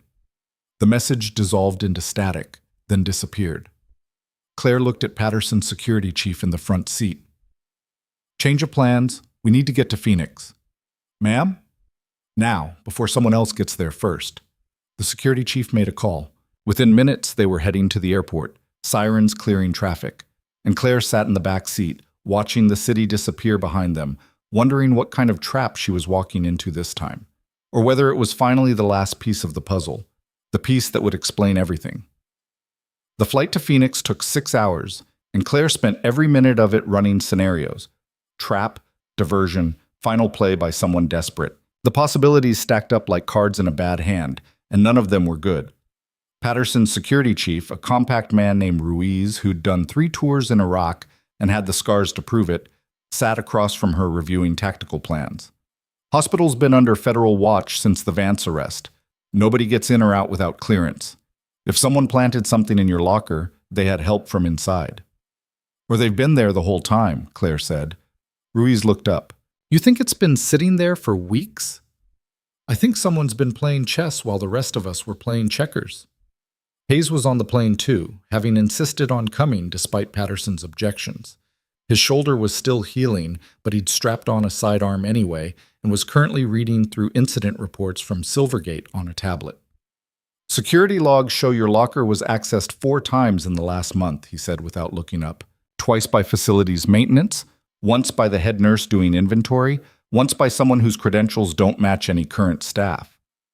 "When was the last one?" 2 days ago, same day Carmichael resigned." Claire's stomach tightened. 2 days ago, she'd been in Cyprus giving testimony. 2 days ago, the world had been focused on senators resigning and defense contractors hemorrhaging stock value. Perfect timing to slip something into a hospital locker unnoticed. They landed at Phoenix Sky Harbor just after midnight. 2 SUVs were waiting, engines running, drivers who'd clearly been briefed on the urgency. The convoy moved through empty streets, traffic lights blinking yellow in the desert night. Silvergate Military Hospital looked different at this hour, quieter. The trauma bay lights were still on, but the parking lot was half empty. Night shift skeleton crew. Claire felt a strange disconnect seeing it again, this place where she'd been invisible, dismissed, overlooked. It felt like a lifetime ago instead of 4 weeks. Ruiz's team secured the perimeter while Claire and Hayes entered through the main doors. The security guard at the desk, a different one than she remembered, checked their credentials and waved them through without comment. The locker room was in the basement, down a corridor that smelled of industrial cleaner and old coffee. Claire's badge still worked on the electronic lock, which was either good security hygiene or proof that nobody had bothered to revoke her access. Her locker was third from the left, bottom row. The combination lock was exactly as she'd left it. Birthday she'd never celebrated, numbers that meant nothing to anyone but her. She opened it. The locker was mostly empty.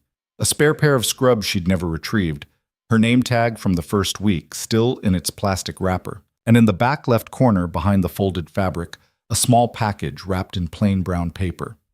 Hayes pulled on gloves before touching it. "Could be explosive?" "If they wanted us dead, there were easier ways." Claire reached past him and picked up the package. Light. Maybe the size of a deck of cards. She unwrapped it carefully. Inside was a USB drive and a handwritten note on paper that had started to yellow at the edges. The handwriting was shaky, uncertain, like someone had written it while injured or under extreme stress. "Claire, if you're reading this, I'm either dead or wish I was. I'm Captain James Holloway. You knew me in Kandahar before Vance took command. I survived Ghostlight, barely. Spent 3 years running, gathering evidence, trying to find someone I could trust. I thought I found her in Major Vasquez. Maybe I did. Maybe I didn't. Either way, I'm out of time. The phone I left at Bagram was bait. Good evidence, real evidence, but incomplete. The people at the top knew about it, planned for it. They let you find it because it makes them look contained. Like Carmichael was the end of the line. He wasn't. This drive contains the real evidence. Not just Ghostlight. Everything. 20 years of operations, dozens of false flags, hundreds of deaths, all designed to justify defense budgets, to maintain the military-industrial complex, to keep powerful people powerful. Carmichael was middle management. The real architects are still out there. I couldn't expose them alone.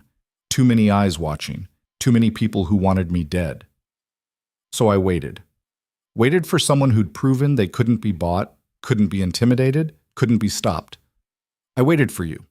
The drive is encrypted. Password is the name of the canyon where we made our stand. All lowercase, no spaces.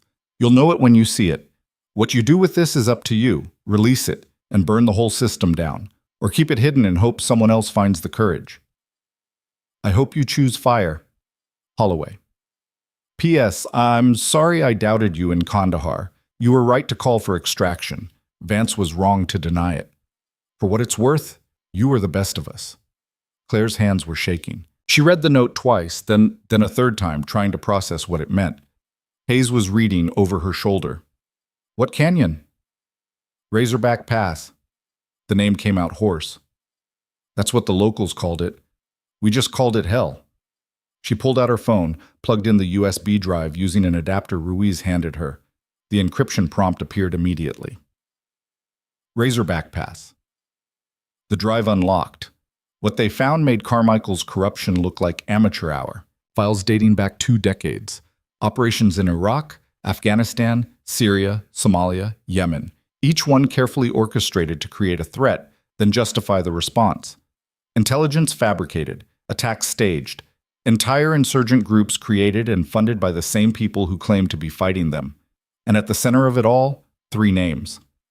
Admiral Theodore Kramer, former Joint Chiefs Chairman, now retired and sitting on the boards of 6 defense contractors. General Patricia Ellsworth, current head of Defense Intelligence Agency, and Lawrence Mitchum, Deputy Secretary of Defense.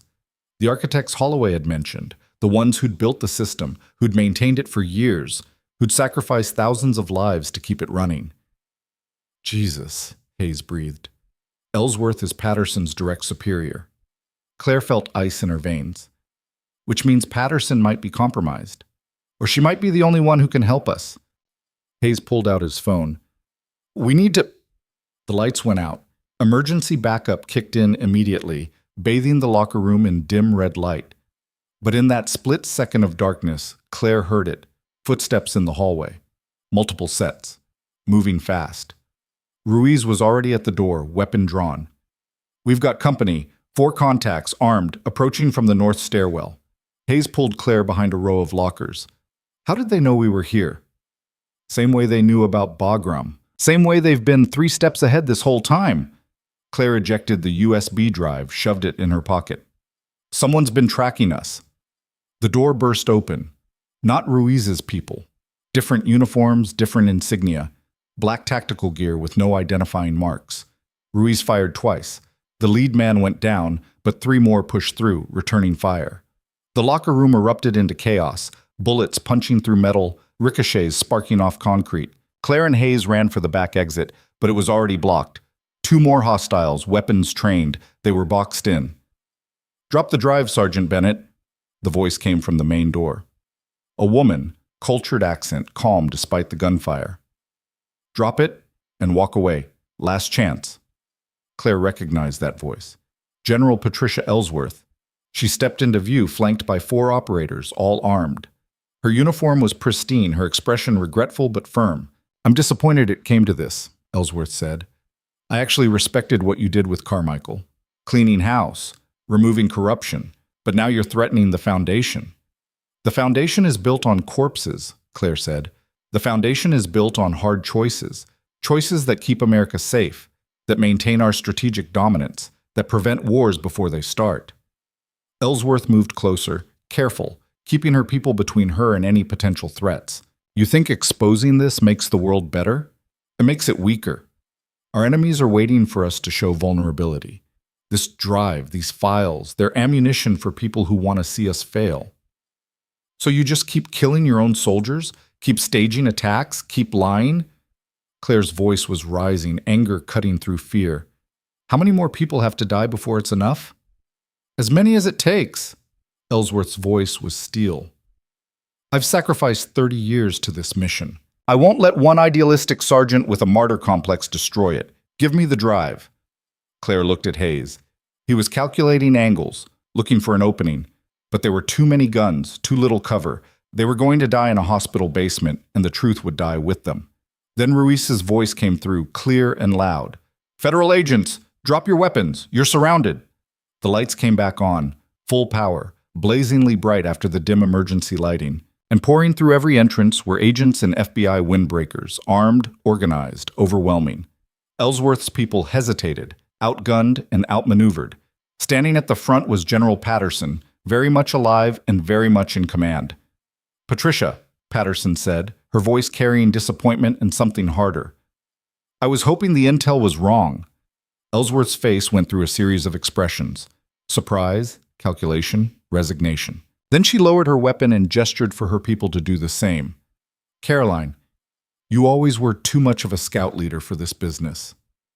And you were always too comfortable with casualties. Patterson moved forward as FBI agents secured Ellsworth's operators. We've been monitoring this locker for 3 days, waiting to see who would come for Holloway's drive. I had my suspicions, but I hoped I was wrong. You set a trap, Ellsworth said. I learned from you. Patterson nodded to the agents, who began zip-tying Ellsworth's hands behind her back. Admiral Kramer and Deputy Secretary Mitchum are being arrested as we speak. Simultaneous raids. We have everything, Patricia. Holloway's evidence, Carmichael's testimony, financial records. It's over. Ellsworth looked at Claire, and for the first time there was something like respect in her eyes. You really don't know when to quit, do you? I learned from the people you killed, Claire said. They didn't quit either. No, they just died. Ellsworth was led away, still talking. You think this changes anything? The system is bigger than me, bigger than Kramer or Mitchum. Someone else will step in. Someone always does. Patterson waited until Ellsworth was gone before turning to Claire and Hayes. You both okay? Claire nodded, her hands still shaking from adrenaline. How long have you known? About Ellsworth? I started suspecting 3 years ago when investigations into certain operations kept getting shut down. But I needed proof, and she was too careful. Then Holloway contacted me before he died, told me about the drive, about the insurance policy he was leaving behind. Patterson's expression was grave. He was a good man, deserved better than what he got. They all did, Claire said quietly. The next 72 hours were a controlled demolition of the conspiracy's remaining infrastructure. Arrests, raids, asset seizures. The news cycle exploded again, bigger than before, as the full scope of the operation became public. Admiral Kramer was arrested at his Virginia estate, surrounded by federal agents and news cameras. He went quietly, his face blank, already preparing for the legal battle ahead. Deputy Secretary Mitchum tried to run, made it as far as a private airfield in Maryland before FBI helicopters forced his plane to land. The footage of his arrest played on loop across every network. And General Ellsworth, sitting in a federal detention center, started talking. Not to cut a deal, she was too far gone for that, but because she genuinely believed history would vindicate her. We kept America safe, she told prosecutors in her first interview, which was immediately leaked to the press. Every operation, every sacrifice was calculated to prevent something worse. You'll see. When the classified records are unsealed in 50 years, you'll understand. Public reaction was split. Some believed her, argued that hard choices required hard people. Others demanded trials, executions, complete dismantling of the systems that had enabled decades of corruption. Claire watched it unfold from Patterson's office in the Pentagon, where she'd been temporarily stationed while giving testimony and helping analysts decode the files from Holloway's drive. They're calling you a hero, Patterson said, scrolling through news headlines on her tablet. The nurse who brought down the deep state. They've already optioned the rights to your story. I don't feel like a hero. Claire was staring out the window at the Washington skyline, gray and cold under winter clouds. I feel tired. You've earned that. Patterson set down the tablet. Which is why I'm offering you a choice. Stay in the military. We'll restore your rank, back pay, full benefits. Work with my oversight team, help make sure this never happens again. Or take an honorable discharge, pension, and walk away. Build whatever life you want. Claire had been thinking about this for days. The offer to stay was tempting. The work was important, necessary. People like Hayes would do it well, but she'd spent 6 years running, 4 weeks fighting, and every minute of it living in a world defined by other people's choices. I want to go back to nursing, she said finally. Patterson looked surprised. After everything? Because of everything. Claire turned from the window. All of this, the conspiracy, the corruption, the battles, it was about power. Who has it? Who abuses it? Who fights for it? But the people I helped in that ER, the soldiers who came through those doors bleeding and scared, they didn't care about power. They just wanted to survive. She thought about the young private with the sucking chest wound, the sergeant with the shattered femur, all the lives balanced on the edge of her decisions. That's the work I want to do. Not investigating conspiracies or testifying at trials, just helping people who need it, one patient at a time. Patterson was quiet for a moment. You know you'll always be known for this. The quiet life you wanted, that's gone. I know, but maybe that's okay. Claire managed a small smile. I spent 6 years trying to be invisible. Maybe it's time to be seen. As long as you're sure. I am. Patterson extended her hand. Then honorable discharge it is, with my recommendation and gratitude. The country owes you more than it can ever repay. They shook, and Claire felt something settle in her chest. Not closure. Wounds this deep didn't close cleanly, but acceptance. The trials took 18 months. Claire testified at 7 of them, her face on news broadcasts, her words quoted in editorials and political speeches. She became a symbol for accountability, for speaking truth to power, for refusing to stay quiet. It was exhausting and necessary in equal measure. Vance was convicted of conspiracy to commit murder, treason, and a dozen other charges. Life in prison, no possibility of parole. Carmichael cut a deal, testifying against Kramer and Mitchum in exchange for a reduced sentence. 20 years instead of life. He'd be 90 before he saw freedom again. Kramer went to trial and lost. Life in prison. Mitchum died of a heart attack 3 months into his trial. Some said it was natural. Others said it was too convenient. Claire didn't have the energy to care which. Ellsworth was convicted of the most charges, 37 counts including murder, conspiracy, obstruction of justice, and crimes against humanity. The judge gave her 5 consecutive life sentences and told her she'd dishonored every principle the military stood for. Ellsworth showed no emotion when the verdict was read, just stood, nodded once to the jury, and was led away. Through it all, Claire rebuilt her life. She took a nursing position at a civilian hospital in Seattle, far from Phoenix, far from Washington, far from anywhere with too many memories. The work was hard, the hours long, but it was honest. No conspiracies, no hidden agendas, just sick people who needed help. Her coworkers knew who she was. The story had been too big to escape, but they treated her like anyone else. Asked her to cover shifts, complained about doctors, shared coffee in the break room. It felt normal, real. Hayes visited sometimes, flying in from Washington where he'd taken Patterson's offer and was now investigating military procurement fraud. They'd grab dinner, talk about cases and patients and the slow grind of justice. Carmichael's lawyers are appealing, Hayes told her during one visit, picking at his pasta, claiming he was coerced into his confession. Will it work? No. Evidence is too solid, but it'll drag out for another year probably. He set down his fork. How are you holding up? Better. Some days are harder than others. Claire looked out the restaurant window at Seattle's rain-soaked streets.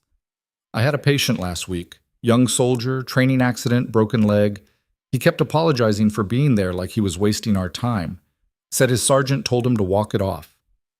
Did you set the sergeant straight? Told the patient he had nothing to apologize for, that taking care of himself wasn't weakness. She smiled faintly. He looked at me like I'd said something revolutionary. You kind of did. Military culture doesn't exactly encourage vulnerability. It should. We ask people to sacrifice everything, and then we're surprised when they break under the weight. Claire's voice was quiet but firm. Someone needs to tell them it's okay to need help, that asking for it doesn't make you less. Hayes studied her. You're doing good work, important work. So are you. Yeah, but mine's less personal. Spreadsheets and subpoenas. Yours is people. Spreadsheets and subpoenas protect people too, just on a different scale. They finished dinner and Hayes caught a late flight back to D.C. Claire drove home through the rain, her apartment small but comfortable, windows overlooking the city lights.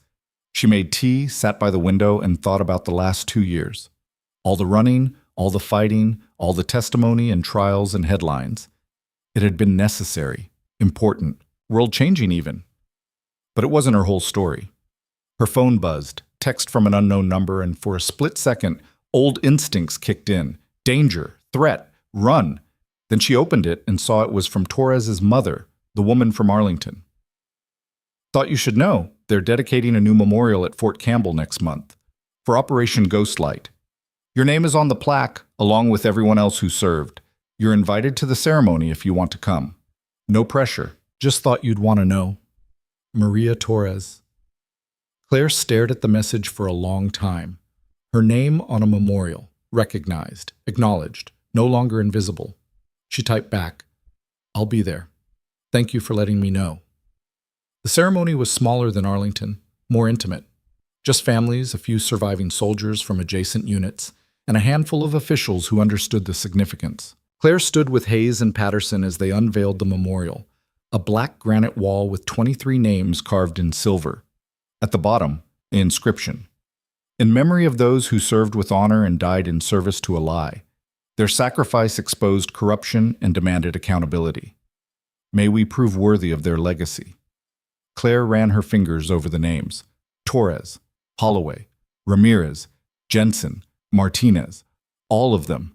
Her name was there too. Not among the dead, but in a separate section labeled Survivors Who Carried the Truth. Just 2 names in that section. Her and one other. Major Elena Vasquez was there, standing off to the side, still recovering from the gunshot wound she'd taken in Cyprus. She walked with a cane now, would probably need it for life, but she was alive. They made eye contact across the memorial, and Vasquez nodded once. Recognition, respect. After the ceremony, families approached Claire. Some thanked her. Some just wanted to share memories of the people they'd lost. She listened to all of them, held their hands, carried their grief because it was the least she could do. As the sun set over Fort Campbell, casting long shadows across the memorial, Maria Torres found her again. "My son wrote me a letter," she said, pulling a worn envelope from her purse. "It arrived 2 days after he died. He must have mailed it right before the operation." She handed it to Claire. "There's a part I think you should read." Claire opened the letter carefully, the paper fragile with age and handling. Torres's handwriting was neat, careful, the writing of someone who'd taken time to express himself clearly. She found the section Maria had marked. Mom.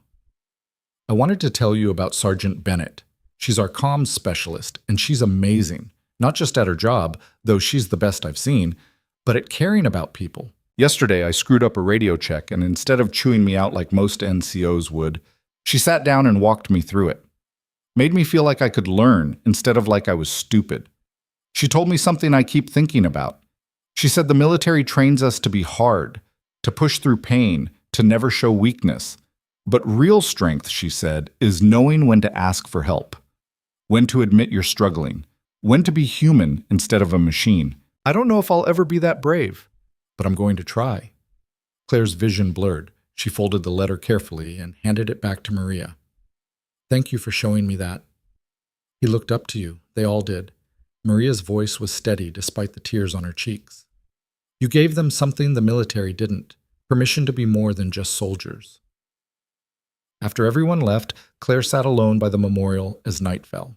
The names glowed faintly in the last light, each one a story cut short. She thought about the nurse in Phoenix who'd been dismissed without a second glance, the woman who'd been too quiet, too soft, too unremarkable to notice. That woman had been a disguise, a shield against a world that wanted her dead. But underneath, she'd always been this person, someone who believed people mattered more than systems, someone who thought saving one life was worth risking everything. The conspiracy had tried to bury that, tried to make her doubt herself, make her believe she was weak for caring. They'd been wrong. Caring wasn't weakness. It was the only thing that had kept her human through 6 years of running and fighting, the only thing that made the sacrifice worthwhile. Her phone rang. Patterson. "Just wanted to check in. How was the ceremony?" "Good. Hard, but good." Claire stood, brushed dust from her pants. "I'm heading back to Seattle tomorrow." "Actually, I'm glad I caught you. I have something to run by you." Patterson's tone shifted to business mode.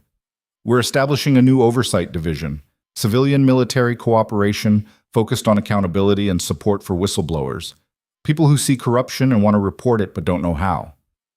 "Sounds important." "It is, and I want you to run the medical side of it, not investigations. Leave that to the analysts. But support, counseling, making sure people who come forward have someone who understands what they're going through." Claire was quiet, processing. "That's not nursing." "No, it's something bigger. You'd be helping people before they need medical intervention, preventing the trauma instead of treating it afterward." Patterson paused. "Think about it. No pressure. But the offer's there if you want it." Claire looked at the memorial one last time. 23 names. 23 people who'd trusted the system and been betrayed by it. How many others were out there right now, seeing corruption, wanting to speak up, but too scared to try? How many would stay silent because they didn't think anyone would believe them? "I'll do it," Claire said. "You don't want time to think about it?" "I've been thinking about it for 6 years. The answer is yes." She could hear Patterson smile through the phone. "Welcome aboard, Director Bennett." Director. Not sergeant, not suspect, not invisible. Claire Bennett, Director of Whistleblower Support and Medical Oversight. It had a nice ring to it. 6 months later, she was sitting in an office in Washington, not the Pentagon, but a separate building that symbolized the division's independence, when her first case walked through the door. A young Army specialist, 24, hands shaking as she held a folder full of evidence about procurement fraud in her unit. "I don't know if anyone will believe me," the specialist said. I'm nobody. And the people I'm accusing are high-ranking officers who've been in for 20 years. Claire gestured for her to sit. "Let me tell you something about being nobody. 6 years ago, I was a nurse that a colonel dismissed without a second glance, told me to get someone more qualified. He didn't know I'd spent a decade in black ops, didn't know I'd survived an ambush that killed 22 of my teammates, didn't know I was carrying evidence that would bring down a conspiracy that reached the highest levels of government." The specialist's eyes widened. He saw someone unremarkable and assumed that's all there was to see. But the thing about being underestimated? Claire leaned forward. "It means people don't see you coming until it's too late.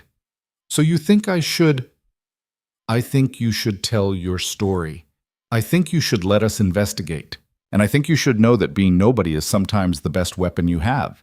Because the system is designed to stop heroes, to silence troublemakers, to crush anyone who looks dangerous." She smiled. "But somebody who just looks like they're doing their job, somebody quiet and careful and easy to overlook, the system never sees them until the damage is done." The specialist set down her folder. "Will you help me? That's what I'm here for." They spent the next 3 hours going through the evidence, building a case, preparing for the investigation that would follow. By the end, the specialist looked different, less scared, more determined. "Thank you," she said as she left, "for believing me." "I always believe the quiet ones," Claire said. "We're usually the ones telling the truth." After she left, Claire sat in her office watching the sun set over Washington. This view was different from Seattle, different from Phoenix, different from anywhere she'd been before. But for the first time in 6 years, it felt like where she belonged. Her phone buzzed. Hayes, sending a photo from Fort Campbell, the memorial at sunset, the names glowing. "They'd be proud of you," he'd written.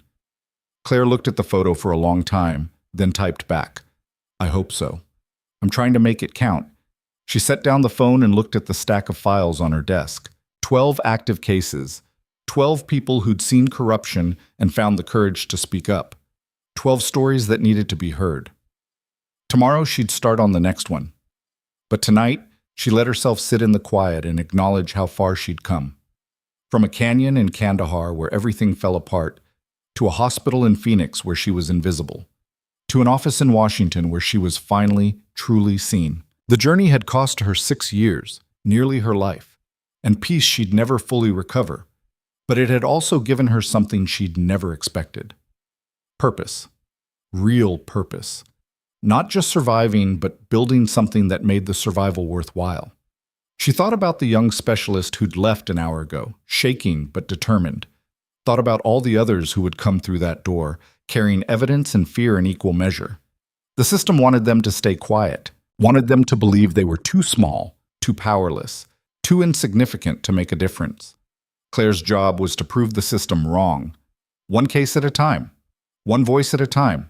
One person brave enough to stand up and say, "This isn't right," at a time. It wasn't flashy work, wouldn't make headlines or win awards, but it was real, and it mattered, and it was hers. She turned off her office light and headed home through Washington streets that were finally starting to feel familiar. The city was full of monuments to power, marble buildings and bronze statues and plaques commemorating great victories. But the real monuments, Claire had learned, weren't made of stone. They were made of people who refused to give up, who kept fighting even when the odds were impossible, who believed that truth mattered more than comfort, that justice was worth the cost, that one person speaking up could change everything. Those monuments didn't have plaques or visiting hours, but they were everywhere, if you knew how to look. Claire walked through the city, anonymous in the evening crowds, and felt something she hadn't felt in 6 years. Not peace. The wounds were too deep for that. Not closure. Some stories never really end, but something close enough. The quiet satisfaction of knowing that when the world had tried to silence her, she'd found her voice. And when they'd tried to make her invisible, she'd learned that the most dangerous people are often the ones nobody bothers to see.